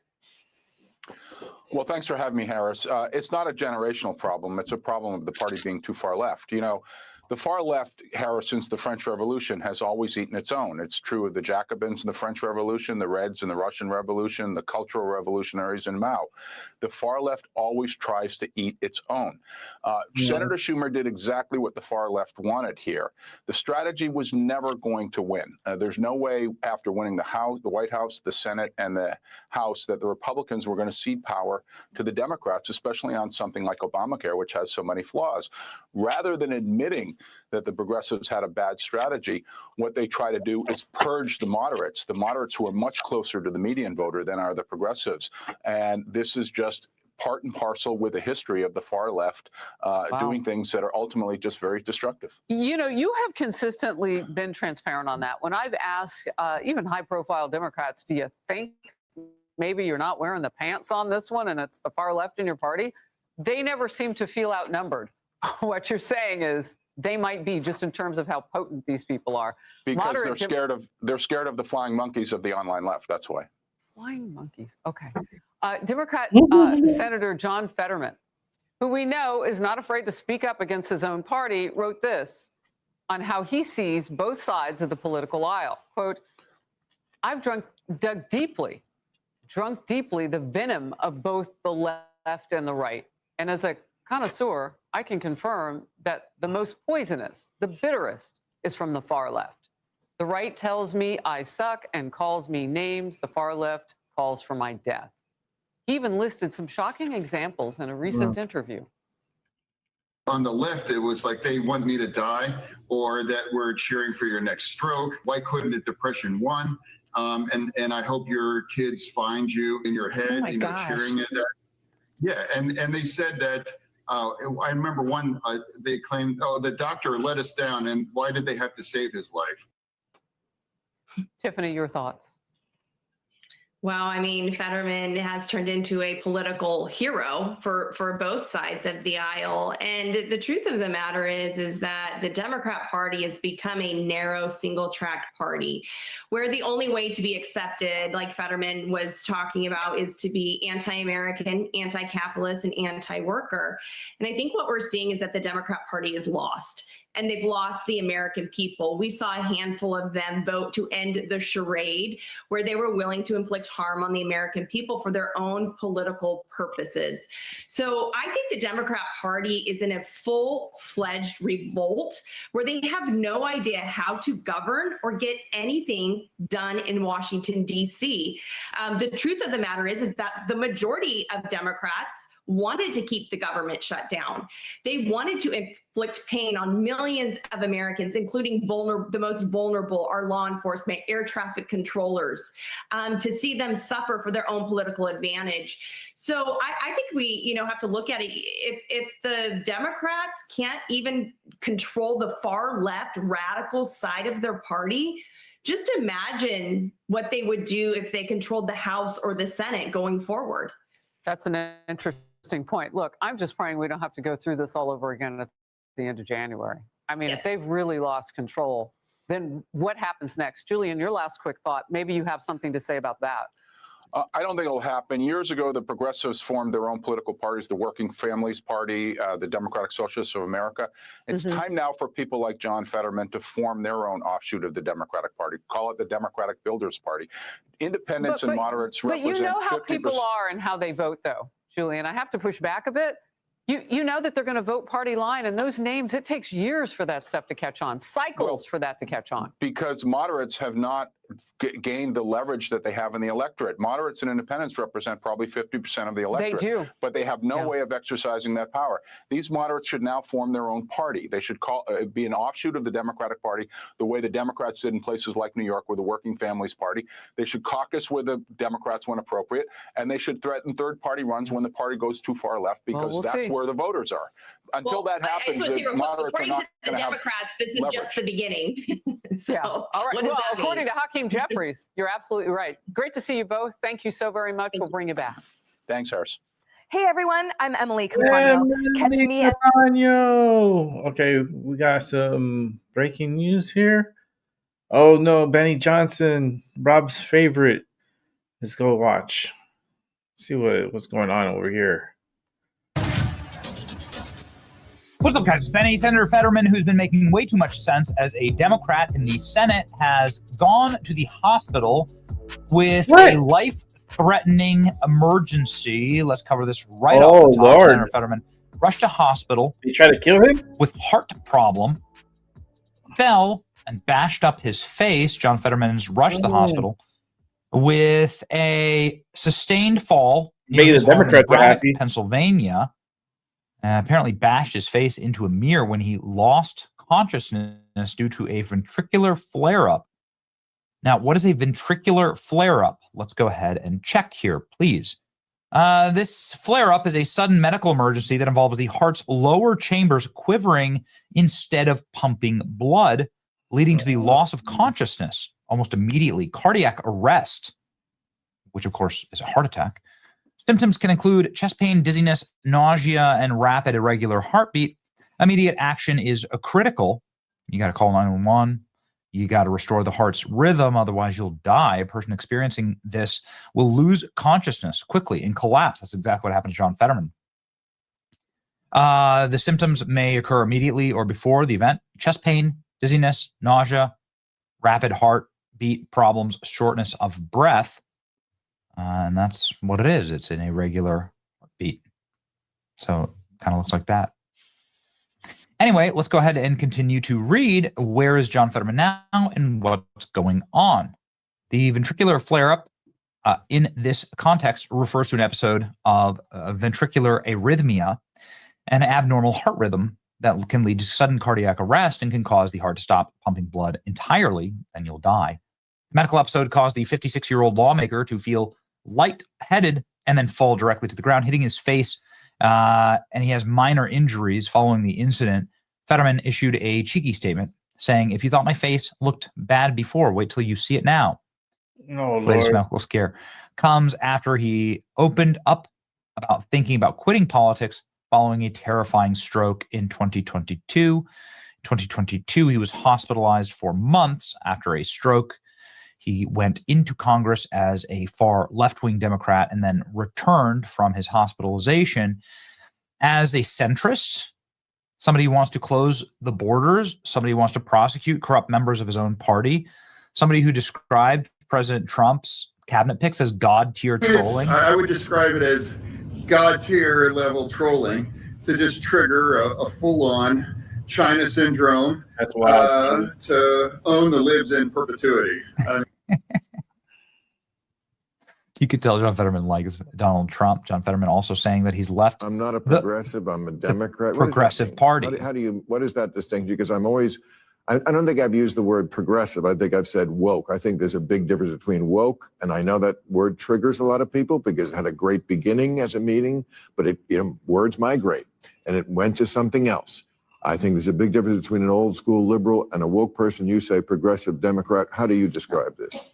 Yeah, no, I agree. It's like I've just say, and I've been saying that for years, actually. I said that, I didn't leave the label. It left me on that. Right. And that really, after it happened on October 7th, I was really knew that that whole progressive stack would be blasted apart. And there's not going to be any kind of way how the Democrats are going to be able to reply to that kind.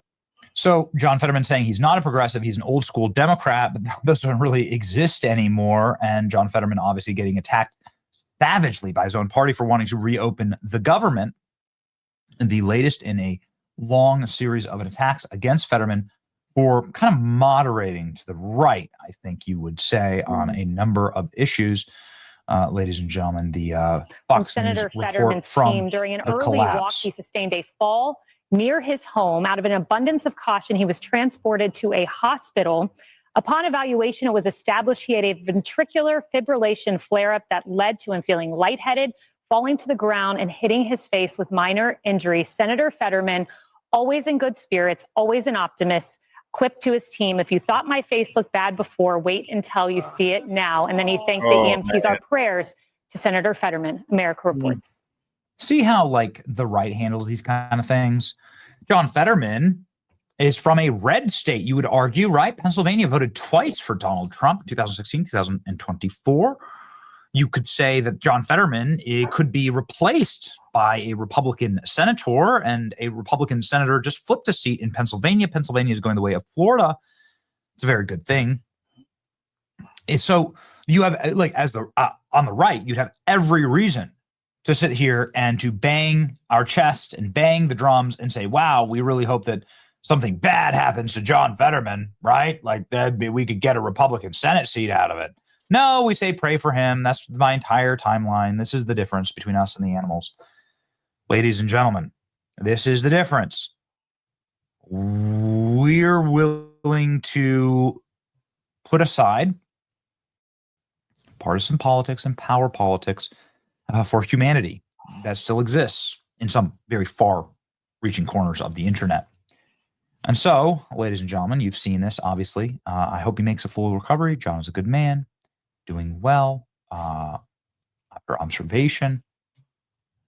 So you have like Republican accounts, like conservative accounts, effectively celebrating John Fetterman. You could argue that obviously you shouldn't venerate somebody who does vote against the Republican Party like 90%, 99% of the time. I don't know. But nonetheless, he's a lot less radical than a ton of Democrats are. And you can see this since he gets booed on The View, right? So John Fetterman voted to open up the government. And he's also one of these guys who said, like, just give people space to grieve with Charlie Kirk. And he gets attacked viciously by the left for it. Surrender. Poll after poll found more Americans on both sides of the aisle blaming Republicans. Even Marjorie Taylor Greene blamed the GOP. As you mentioned, Democrats had big wins last week, so you had momentum. Why give in now? Why bring a butter knife to a gunfight? Are you willing to gamble that the GOP will negotiate on health care in good faith once the government reopens? Because if that gamble is wrong, 500,000 Pennsylvanians that you represent, their health care costs will skyrocket if you are wrong. And I believe you are wrong. Well, first of all, MTG is quite literally the last person in America that I'm going to take advice or to get their kinds of my leadership and values from. And now if Democrats are celebrating crazy pants like that, then that's on them. And now I don't need a lecture. I don't need a lecture from whether it's Bernie or the governor in California, because they are representing very deep blue kinds of populations. And a lot of those things were part of the extreme. And now remember, what really needs to win, the big win is involving my state and other states and those things. And why have we arrived here after the election a year ago? We got to forget some of the things that cost us that election. Or now, for me, it's like, that's why I'm trying to remind people that kinds of the extremism, we can't return to those kind of things and realize we need to find a way forward. And I would like to, rather than cite MTG, I'm going to cite one of the new governor-elects saying that my election is not a green light to continue the shutdown, because I promise you, this isn't a political game. It is viewed by many of us, but the reality is 42 million Americans now not sure where their next meal is going to come from, and because we vote like that. So John Fetterman just having the logical opinion here gets him booed on The View. It's going to be really exciting to watch the Democrat Party infighting. It's happening at scale. If you know where to look, it's very entertaining. Glad to hear that Fetterman is okay, but he better be careful. If that guy keeps falling down in public, Democrats will nominate him for president. And then here we go, this account. Which John Fetterman will we get next? All of the new John Fettermans that we got after certain hospitalizations. Just saying, last time Fetterman was hospitalized, which one? That's crazy. Can we laugh again? Yeah. It's what. Yeah, it's your boy Benny. Okay. I mean, it's scary, because I passed out before like that and hit my head on a table, and it was very painful, and it gave me a pretty good concussion. But and I think that's what's probably giving me problems like the past 9 days of my head pounding in the middle of the night. It's not fun. It's not fun when it happens. It's very scary. But I am documenting it.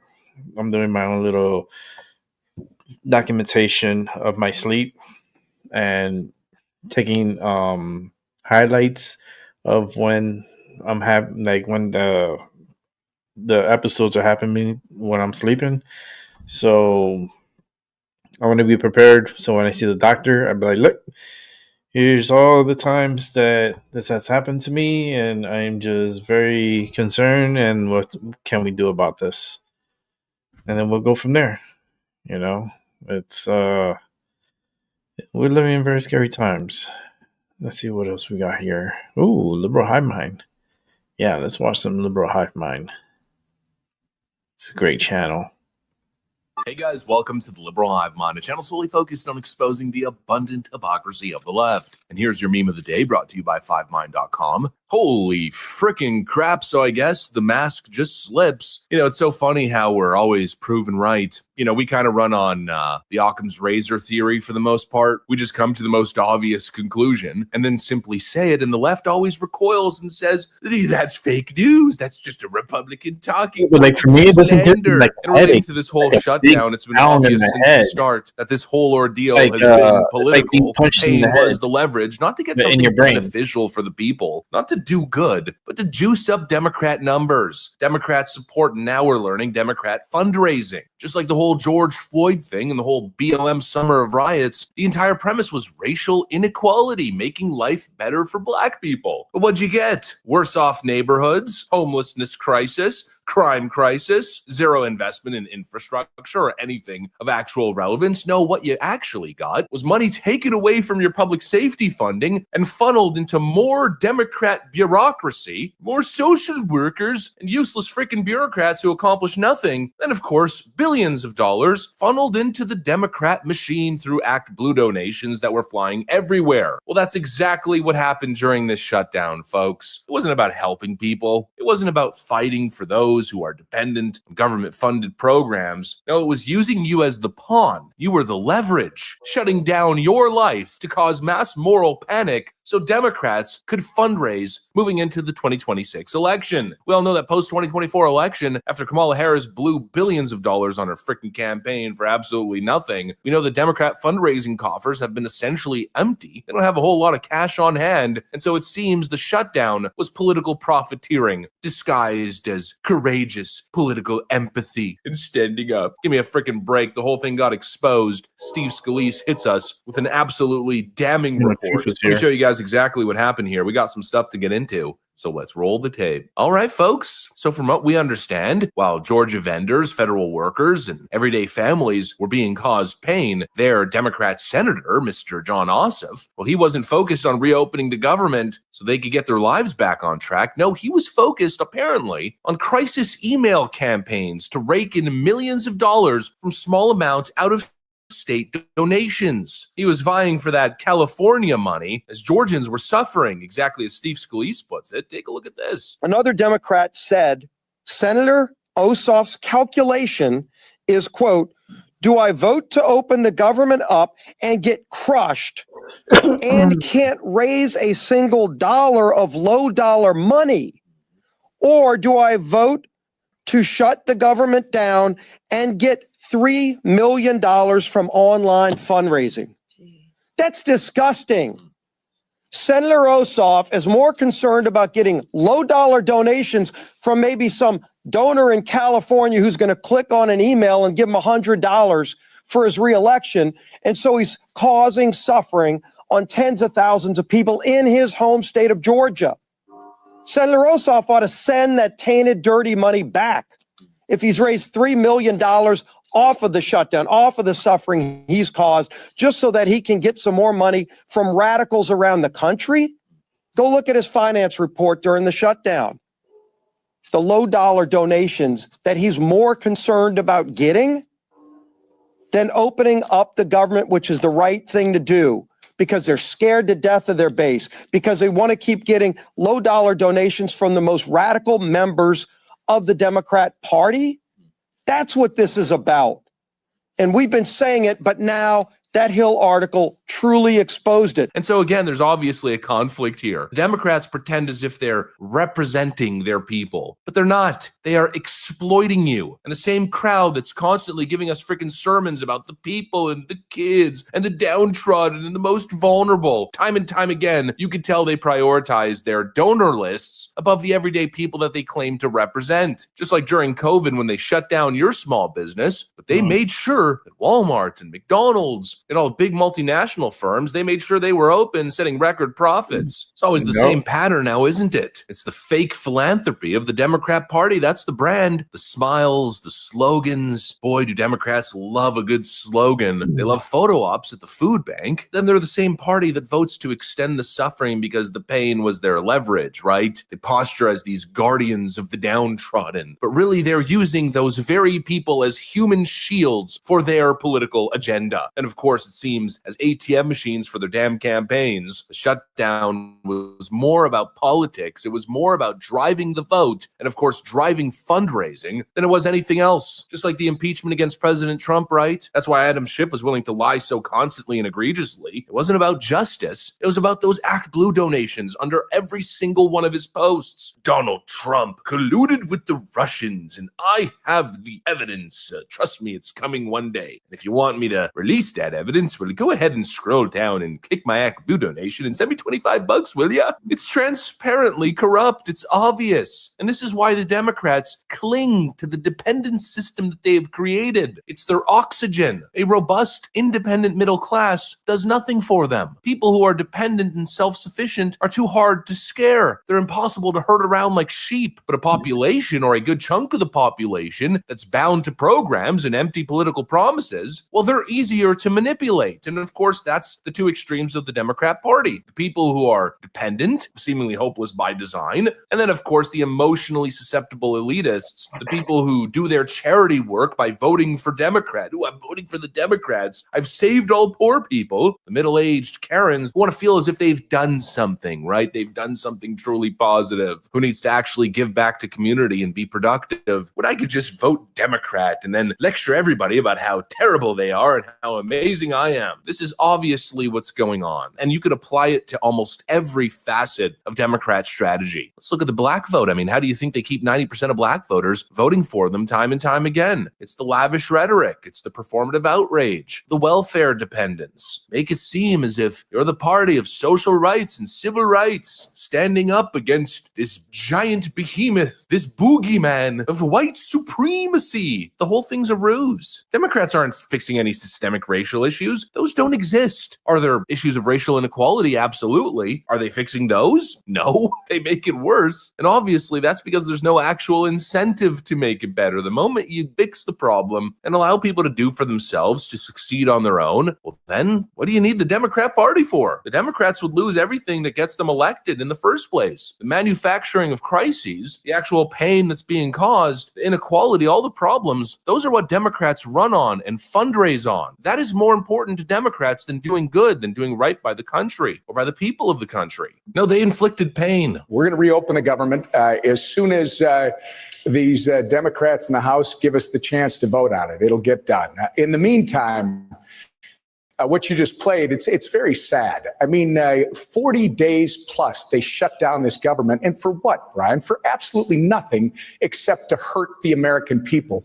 It's the exact same CR that we passed back on September 19th. The only difference is you now have a new date of the end of January, and then they added the 3 appropriations bills that were basically ready to go back in September. So this has been a bunch of nonsense, and his gibberish that he keeps pushing out, it's doing nothing for the American people. They're smarter than the soon-to-be former leader, I believe, of the minority in the House gives Americans credit for. Well, that's the reality, and it's done by design. And if you can't see it, well, then I don't know. Maybe send John Ossoff $25. I cannot help you. Anyways, that's pretty much what I got for you guys. Thanks for watching, and I'll see you on the next one.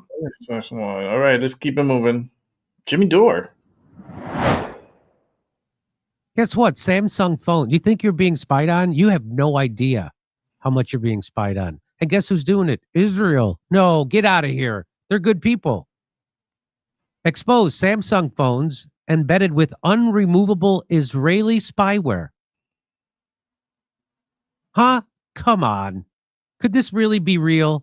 Social Media Exchange, SMEX, a nonprofit digital human rights organization focusing on the West Asia, North Africa region, has warned people living in these regions that an effective spyware app developed by an Israeli firm is quietly embedded in Samsung smartphones across the region and poses a serious surveillance threat.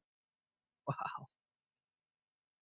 SMEX has written publicly to Samsung complaining that its A and M series mid-range handsets either come with the Aura app already installed or installs it automatically through system updates without user consent and demanding it end the practice. This bloatware application, according to SMX, collects sensitive personal data, cannot be removed without compromising device security, and offers no clear information about its privacy practices. I wonder if it blows up, just like all those Israeli pagers blew up. Wonder if they could make it blow up if they wanted. I wonder. SMEX warns that this data can easily be misused to identify users, particularly if location tracking is enabled on any apps installed via Aura, creating a serious security threat in a region, even more so in a region where Israel has repeatedly used technology either to spy on users or to target them for assassination. The app's privacy settings claim that users can disable this data collection by turning off App Cloud in the app list. But according to SEMX, deletion requires the user to submit a form that doesn't exist, making it impossible to fully remove, at least without advanced technical expertise. Since 2022, Samsung in the region has partnered with Israeli tech company IronSource to integrate the software into phones across the region, supposedly to enhance user experience.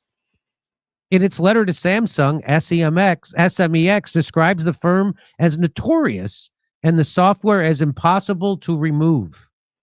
According to our analysis, this intrusive software is unremovable, deeply integrated into the device's operating system, making it nearly impossible for regular users to uninstall it without root access, which voids warranties and poses security risks. Even disabling the bloatware is not effective as it can reappear after system updates. The privacy policy is opaque. There is no accessible and transparent privacy policy for this bloatware, and users are in the dark about what data is collected and how it's used. There is also no straightforward opt-out mechanism. The bloatware collects sensitive user data, including biometric information, IP addresses, device fingerprints. The installation of AppCloud is done without any consent from the user, which violates GDPR provisions in the EU and relevant data protection laws in the WANA region states. So why aren't they prosecuting Samsung? Why are they just letting this happen? if it violates the provisions in the EU. Why are they what? AppCloud is developed by IronSource, an Israeli-founded company now acquired by American company Unity, raising additional legal and ethical concerns in countries where Israeli companies are barred from operating, such as Lebanon. IronSource is notorious for its questionable practices regarding user content and data privacy. The scandal is reminiscent of the Pegasus spyware scandal. I was a victim of Pegasus. Pegasus tapped into my phone. They got into my iCloud account and controlled it and my computer. So my iPhone, my Macintosh computer, and that was developed by Israel. The scandal is reminiscent of the Pegasus spyware scandal involving Israeli hacks into the WhatsApp messaging program, reportedly spying on human rights activists, senior government and UN officials, including in Europe, and allegedly used in the murder of Saudi journalist Jamal Khashoggi.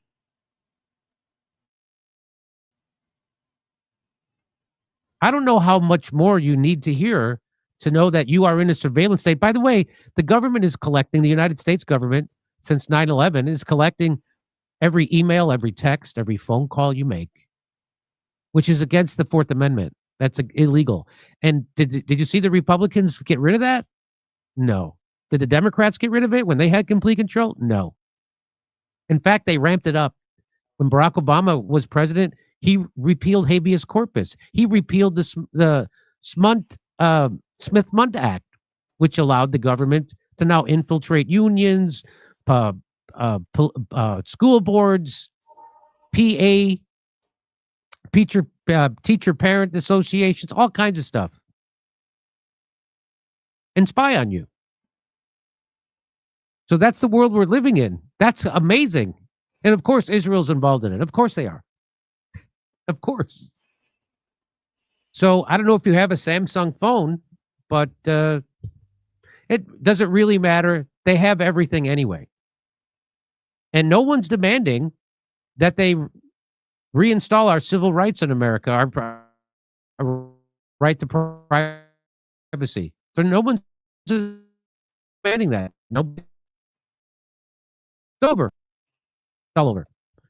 Okay, California, the day after Thanksgiving. It's a Friday, November 28th at Flappers Comedy Club. December 6th in Pottstown, Pennsylvania. January. He's going on a little tour. He came out here to Connecticut a few times, but I wasn't able to go to the show. He was at a comedy show. They have one here in Hartford, and I didn't get to go. But let's go ahead and see what's this about. Okay, hear you.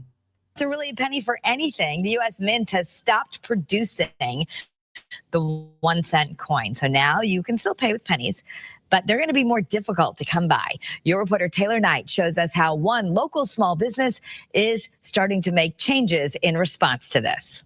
Make sure you have enough change in your pocket. Saying goodbye to the penny. The U.S. Mint produced its last 1 cent coin yesterday. Now stores all across the country are changing their policies.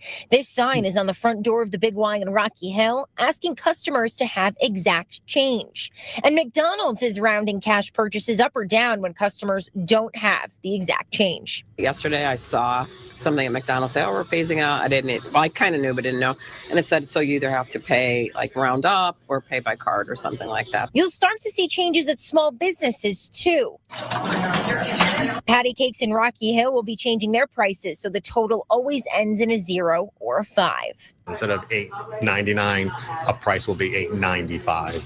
And plus we'll change our POS system as well. Customers say they aren't too concerned about pennies though. So you just pay cash? Yeah. And I don't usually, I just happen to have cash today. Most of the time I do use my card. I don't usually use cash. I don't remember when's the last time I actually used a penny. And if you don't use pennies either, you can turn them into 2 cents this weekend. Roll them up and trade them in for a gift card worth twice the coin's total amount at Price Chopper and Market 32 locations for double exchange day. This past weekend, we just rolled up, me and my son Tommy, $20 worth and brought them to Webster Bank. $20. It's just been sitting in a drawer for years, so why not? You can bring your rolled pennies to Price Chopper and Market 32 locations all across the state for double exchange day this Sunday from 11 to 4.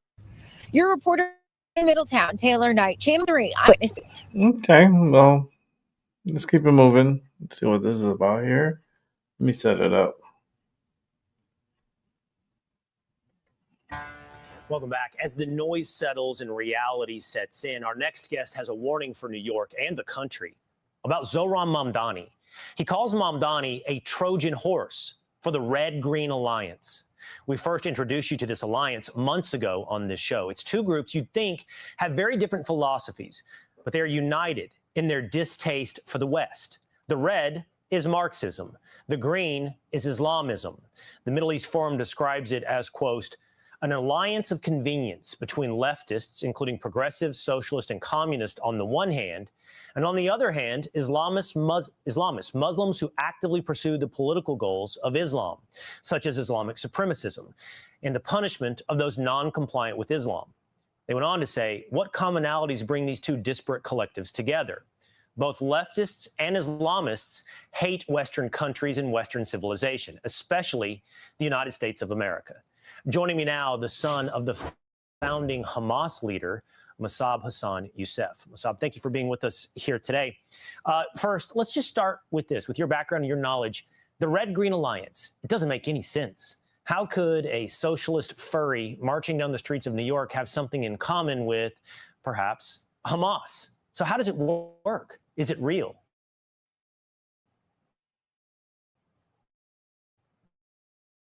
Actually, they are opposing forces.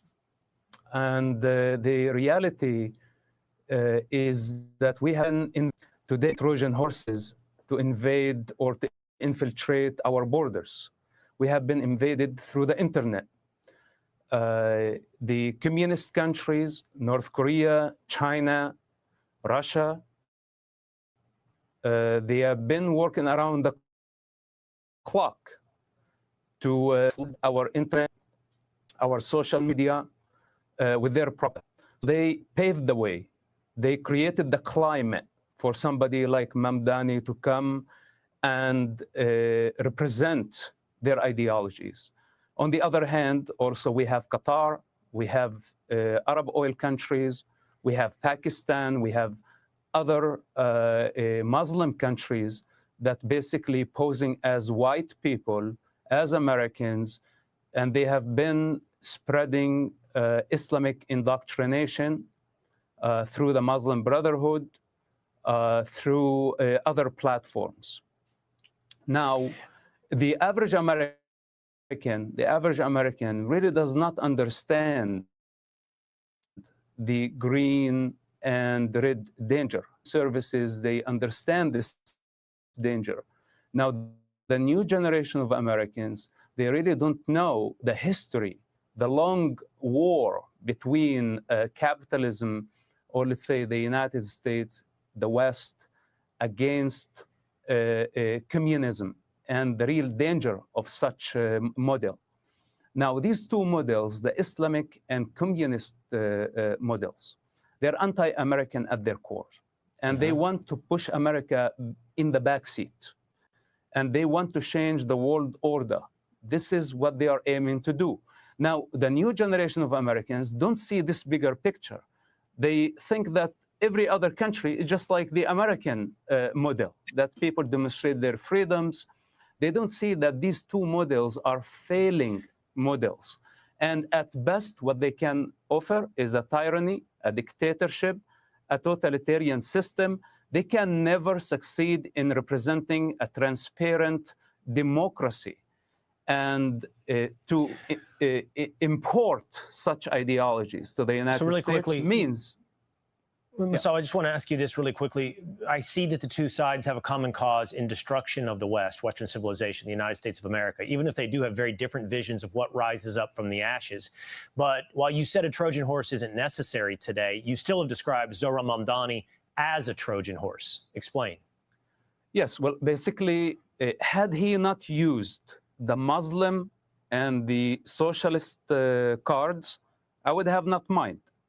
If he represented himself as an American first and as an American last, I wouldn't mind. But the thing is that he is using such dangerous ideologies that contradicts with the spirit of New York, posing as the savior of the city. Well, the city is perfect the way it is. It's a perfect city. It's the most advanced city in the world. Okay, every city has its own problems, but this is the jewel of the Western civilization. And there is nothing. It never works out when you he's challenge coming Trump. To pose as a Muslim who wants to save the West. From what? From what? This is his hypocrisy. If he really cares for his people, why doesn't he go and build the Muslim countries, where it's failing, where there is barbarism, where there is nothing close to New York City or to the United States. But he's coming to something that's completely developed, and he's posing that he's going to integrate it into something greater. I'll tell you, Mossab, I would love to ask this question. I would encourage you, if you ever have the opportunity to interact with Zohran Mamdani, and I would invite him onto this program at any point. I would love to ask him exactly what you present. What is his vision? What is his model? Where is the society that he envisions having been implemented on this earth that he would like to bring to New York City? And I'd have that a very open, curious question for Zohran Mamdani. In the meantime, for much of what we've talked about, if you're curious, Mossab has written a new book. It's called From Hamas to America. I encourage you to check that out. And I appreciate the time that we had. I think we deserve a lot more time, and I hope to see you in the future. Thank you. Hey, Sean Hannity here. Hey, click here to subscribe to Fox News YouTube page and catch our hottest interviews and most. It's not going to be good. It's not going to be good in New York. I'll tell you right now. This motherfucker, he's going to take everything. It's going to take over everything. Yeah, that's what they voted for. So let them suffer. Let them suffer. Let them, I hope he's successful. I would like for him to be successful, to be honest with you, because I don't want New York City to go to shits, but in reality, listen, it's not going to be good. It's not ever going to be good with a communistic mind. It never works, and they're going to give it a try. New York City, don't come to fucking Connecticut, because I know you motherfuckers are trying to come up here, and you're already looking for properties up here. Because they want to get rid of that city. They just want to get out of that city. So they're not all going to go to Florida. Majority of them will probably come to Connecticut, up to Rhode Island and Massachusetts. It's not a long commute to New York City from Connecticut. So, from where I live, it's an hour and a half from New York City. So if they don't mind the drive, they don't mind the distance, where they can live anywhere in Connecticut. So, all right. So let's go ahead and check out this news here out of Connecticut. Let's put up the sound. Joining us for Eyewitness News at 4, I'm Kara Sundlund. It is day 2 of the special session at the state capitol. Lawmakers are back at it right now.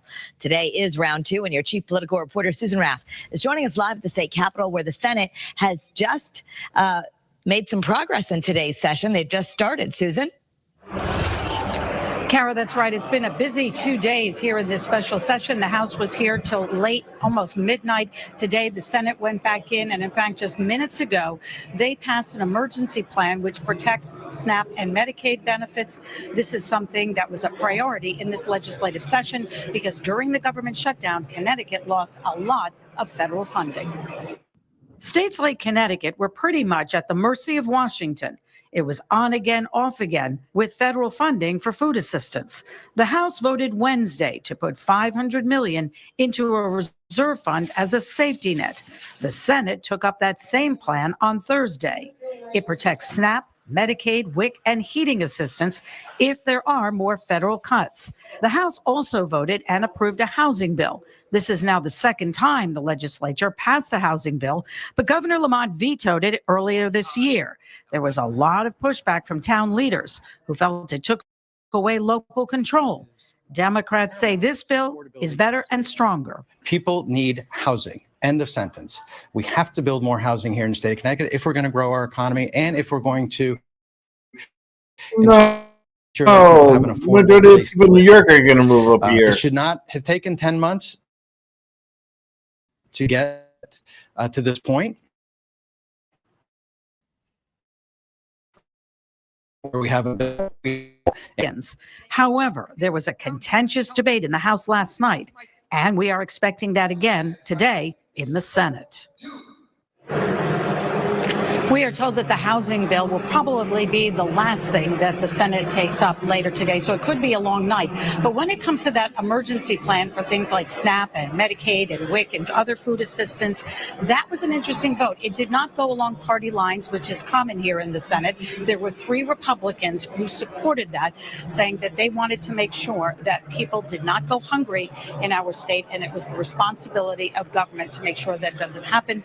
But everyone is concerned because they want to make sure the money is only spent on those type of benefits. Coming up on Eyewitness News at 6, we will take a look at the housing bill, what's in that, why it's important, and why people in our state feel that affordable housing is definitely a priority. Your chief political reporter, Susan Raff, Channel 3, live at the state capitol. Susan, thanks. And All right, Susan, let's keep it moving. Welcome back. Well, Thanksgiving is just 2 weeks away, but maybe you're already thinking about getting a Christmas tree. Well, meteorologist Mike Seifer joins us now to see how the weather is impacting the crop and why buying wood could take a little more green out of your pocket. Mike.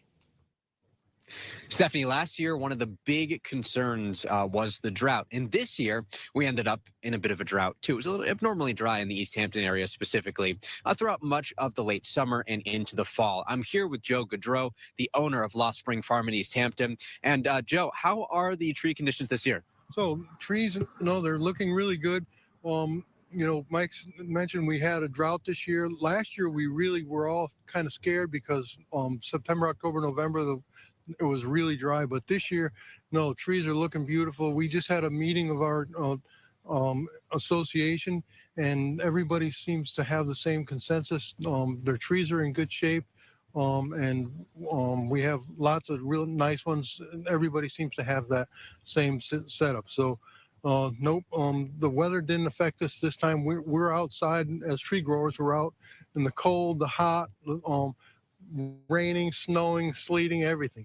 And Joe, you said that there's a bit of a Joe, you're all over the place, Joe. In the state. Right, Connecticut, we're traditional Christmas people up here in the Northeast, and so there's a big demand for trees, more in the Northeast probably than any other part of the country. There's not enough growers to supply the demand for all the trees that are needed, but so that's kind of good for all of us because we usually sell out all the trees we have, and the quality of them this year is really good. So I think, and also we do everything humanly possible as tree growers to make the trees as nice for all of our customers, because you get it off again, Joe. When I got into this business, my wife said, let's just stick the trees in the ground and plant them, and they grow. But they do if you spend about 300 days a year working on them. It's a lot of work and effort to all right, Joe, you're talking too much, Joe. Joe, thank you so much. We're running out of time here. Thank you so much, Joe. Joe, we're running out of time. And we are going to send it over to Joe, Rob you're Suzanne, talking who too did a much, story Joe. earlier today on why it's not just the trees and the decorations that are going up this year. Well, we've got some real nice Fraser fir here. Every day feels like Christmas when you're with John Sederquist. They're one of my favorite trees. But the truth is, John adores all of the trees here at Deeply Rooted Farms in Harwinton. For him, selling Christmas trees and spreading holiday cheer are true labors of love. No one comes out in a bad mood to pick out a Christmas tree. This season, though, shoppers may need to spend a little extra green because the Connecticut Christmas Tree Growers Association tells us farmers' costs have gone up due to inflation. It's the same as everything else. Oh, It's blame no it different. on fucking And that's not the inflation, only challenge. everything. Recent dry seasons have made growing these bad boys more expensive. As the size goes up, the labor goes up. So just like kids. Yep.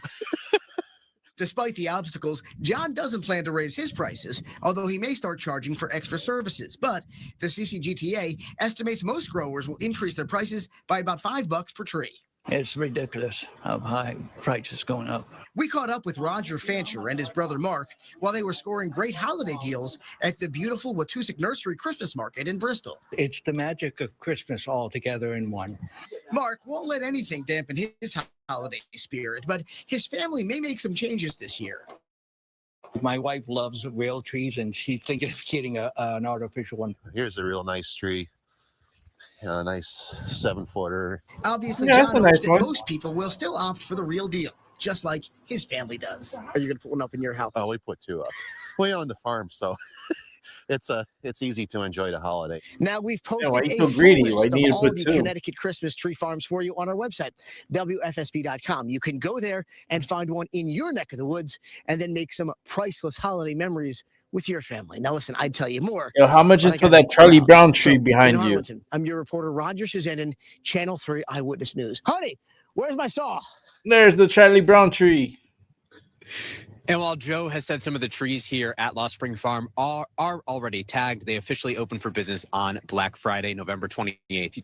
Meteorologist Mike Slifer reporting live in East Hampton, Channel 3 Eyewitness News. Is Joe talking in the background over there? I heard him mumbling back there. He's like, this motherfucker won't let me fucking talk. I got a lot more to say.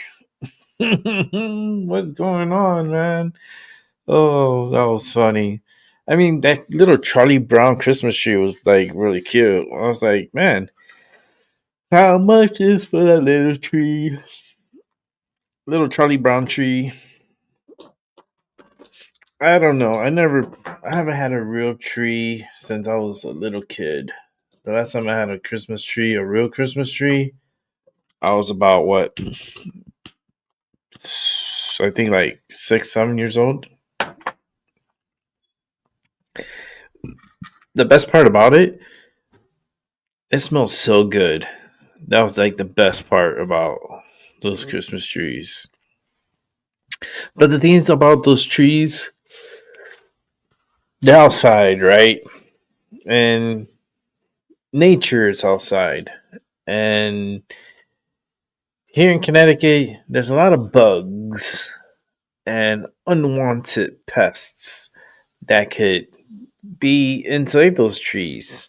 And a lot of people set them up in their homes not knowingly, and you have all these bugs that can pop out, and yeah, you'd be infested with whatever that's in that tree. So be careful buying Christmas trees, real Christmas trees, and make sure you give them plenty of water. Last thing you want is a damn fire in your house because you didn't fucking water your tree. You didn't water your bush. Water your bush. All right, let's keep it moving. This is some of the Northern Lights, I guess. Let's check this out. This is like from around the country here, nationwide. You can see like the Northern Lights. Yeah, green and the reds. That was very pretty. Where is this located? It says nationwide, so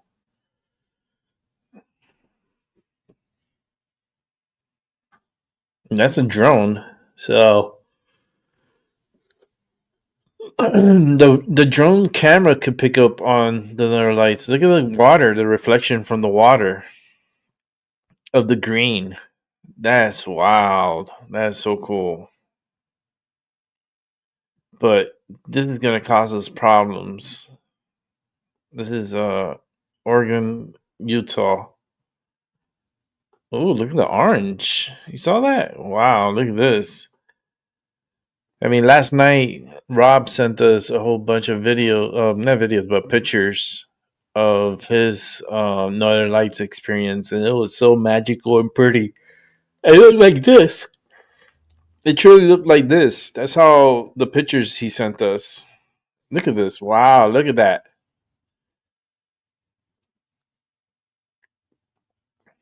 That's a lot of energy that's coming into our planet, man. This is gonna affect, like, this could really affect humanity. Like, this is a lot of energy. Imagine flying and then you see the northern lights like that. Gives me the feeling to watch some Langoliers. Langoliers. It's such a good movie. You can see it on YouTube. It's a long movie too. But imagine flying in that. I'm telling you, the Langoliers. Such a great movie. Watch it. You'll thank me later. And then we're here for the last video of the night. We're gonna be wrapping it up. It was a great show. I had a good time. I am tired. I don't know about you guys, but I am tired. So, we're gonna end off with a good video. And without further ado, let's go ahead and set this up and watch some Tyson De La Cruz to wrap it up for tonight. America, what the heck is going on in Portland? I just watched the most ridiculous display of liberal activism I've ever seen in my life. We've got grown adults doing aerobics classes outside ICE detention centers, veterans who supposedly fought for America, now protesting against immigration enforcement, and entitled white moms flipping off federal agents, then begging not to be arrested when they face consequences. Nothing says stop deportations like a little jazz hands, right? I've exercised the demons. These people have completely lost the plot. We're talking about grown men out here doing Zumba for illegal immigrants while our veterans march in silent protests against enforcing American law. There you go, Tyson. Do it. 5, 6, 7. Now do the grapevine. What the fuck is this?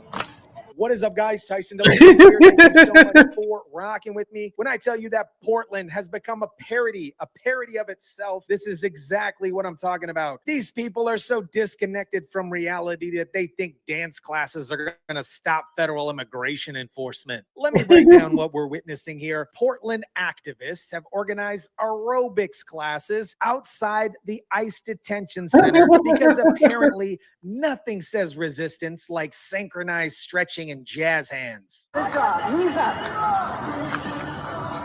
the hell is this? Are you kidding me? This is supposed to be some kind of political statement. These people are out here doing grapevine and knee lifts while federal agents are trying to enforce immigration law outside the building.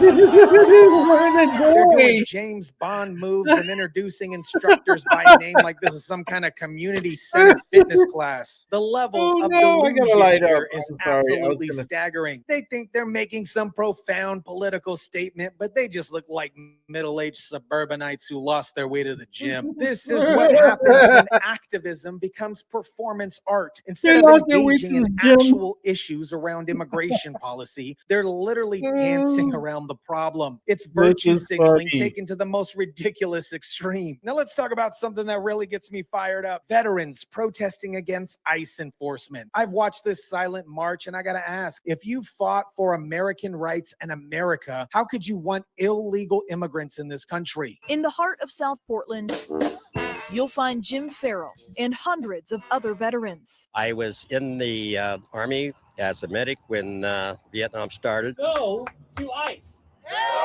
They're fighting a different kind of battle now, standing up and saying no to ICE. This Army medic from Vietnam is standing up and saying no to ICE. Brother, you served in Vietnam to protect American sovereignty, and now you're protesting the enforcement of American immigration law? This makes absolutely no sense. I'm anti taking away people's rights, and I'm anti taking people off the street with no legal justification. But there is a legal justification. These are people who entered the country illegally. ICE has the legal authority to enforce immigration law. That's not taking away rights. They're enforcing the law you sworn an oath to defend. This is wrong. This isn't America that I know. This isn't America that I stood up for. This isn't the America I stood up for. Really? You stood up for an America where immigration laws don't matter, where foreign nationals can enter illegally and face zero consequences. That's not the America I know either, and it's certainly not the America our founders envisioned. While these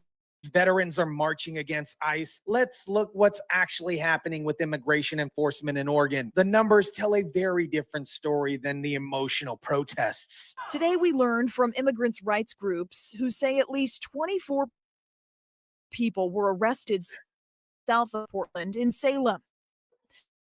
We've confirmed as of late last month, hundreds of others have been detained across. Random sweeps. These are targeted operations against people who are in the country illegally. The fact that immigrant rights groups are tracking these numbers, we know exactly who's being targeted. A lot of these numbers are underreported, unfortunately, just because, you know, some folks maybe don't know to call the PERC hotline right away. This is about protecting people who are here illegally. We're talking about, like I said, parents, but also people that are breadwinners of their family, and now they don't have that support system in place. If these were legal immigrants being wrongfully detained, that would be a lead story. Now let's get to the most ridiculous part of this Portland circus. Kylie Forsland, a 36-year-old mom who thought she could flip off ICE agents and block their operations without consequences.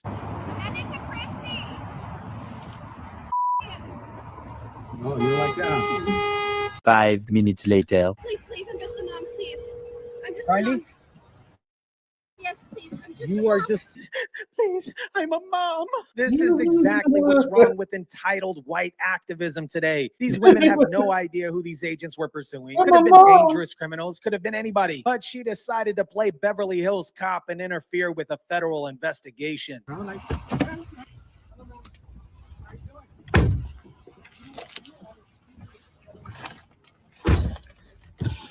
you're impeding with the federal investigation.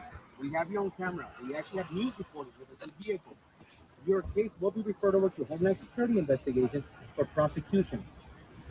You will be arrested. This is your last and final warning. Hold on a second, guys. Give me your license, please. The agents gave her multiple warnings about obstructing federal investigation and told her she could be arrested. They were professional. They were patient, and they gave her every opportunity to leave. But she kept pushing it until she realized there would actually be some real consequences. Please, I'm just a mom, please. Just none, she said. Yes, please, I'm just You a are mom. just. You turn around and get out of here. I'm getting out of here. I'm getting out Here of you here. go. Slow down. Yes, yes. Miss Kylie has a history of traffic violations dating back to 2012 and is known locally as an activist with a pattern of reckless behavior. This wasn't some innocent mom who just got caught up in the moment. This was a serial activist with a track record of reckless behavior. This brings me to a pattern I keep seeing in certain demographics in these protests. They'll vote for policies that undermine law and order. They'll obstruct law enforcement doing their job. But the moment they face real consequences, they want the special treatment. Put your vehicle and park and shut it off, please. I understand, but you are impeding. Look where you're at. You are almost causing an accident. You are surrounded by federal agents. She's accused of running red lights and nearly hitting 2 school buses while weaving through traffic. But her husband says she simply cares about her community. Caring about your community means following traffic laws and not endangering children on school buses. It's this weird combination of privilege and victimhood that's really damaging our society. They feel entitled to break laws and obstruct federal agents. But when they face consequences, suddenly they're just a mom who deserves sympathy. Honestly, they should have arrested her. Making an example would send a message that you can't interfere with federal operations because you disagree politically. These agents put their lives on the line every single day, and they deserve respect, not some entitled person playing activist in traffic. America, what we're seeing in Portland is a complete breakdown of rational political discourse. When your resistance consists of aerobics classes, veterans protests against law enforcement, and entitled moms obstructing federal agents, you've lost the plot entirely. The aerobics classes outside the ICE facility isn't activism. It's performance art for people who want to feel good about themselves without actually engaging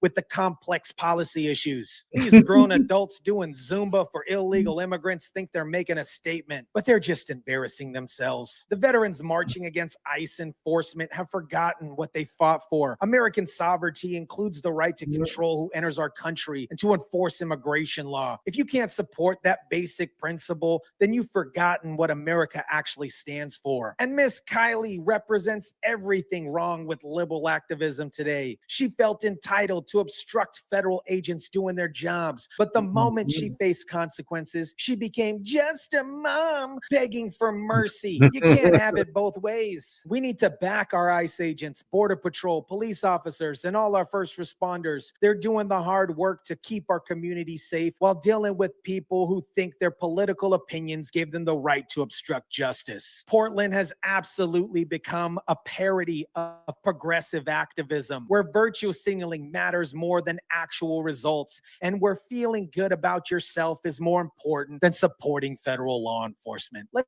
me know what you think about this. Drop it down in the comment section down below. Smash the like button if you kindly would. Share, subscribe, and as always, guys, I'll catch you on the next one. Great upload. That was funny though. I wasn't expecting to see these people dancing and exercising, and they're so like they got the brightest colors they could find. It's like, make sure when we get together, we're highlighted colors. We all gotta wear our highlighted colors from the 80s. It's an 80s thing. So come on, and we're gonna exercise in front of the ICE facility, and we're just gonna protest for our illegals to stay. The illegal criminals, the criminals that we're picking up and we're processing, those are the ones that you want to keep in this country? No, I'm talking about the ones that the dads and the moms that are working, the sole providers. Did they come into this country illegally? I mean, that's a yes or no question. That's a very easy question. Because if ICE is coming after you, that means you came in this motherfucking country illegally, and they've been looking for you for the longest.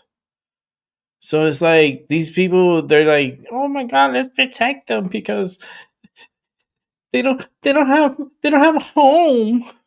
Like what? Where they came from, they surely did had a home, and they have their family too. So they could go right back to where they came from. That's it. We're not supplying no more. We gotta cut the mouths. We gotta stop. Like, we gotta get these people out as soon as possible. I'm telling you, the sooner we get them out, the prices will come down. I guarantee you. Like, I 100% guarantee you. It's as much immigrants as you could get out within the next 4 years is better for our country, because the prices, the groceries will go down, the fuel prices will go down, because you understand there's going to be more in demand. Like, there's going to be more product for us, and then not a lot of people are going to be buying it, so the prices are going to come downwards, so people could be enhanced to buying it. Because it's going to match up for the American people, not just for everybody that comes here and that's here illegally. That eats up all our resources. And that's why our prices are so expensive at the grocery store. It's so expensive everywhere. Even if you go out to eat, if you don't even want to cook and you want to just go out to eat, it's very expensive.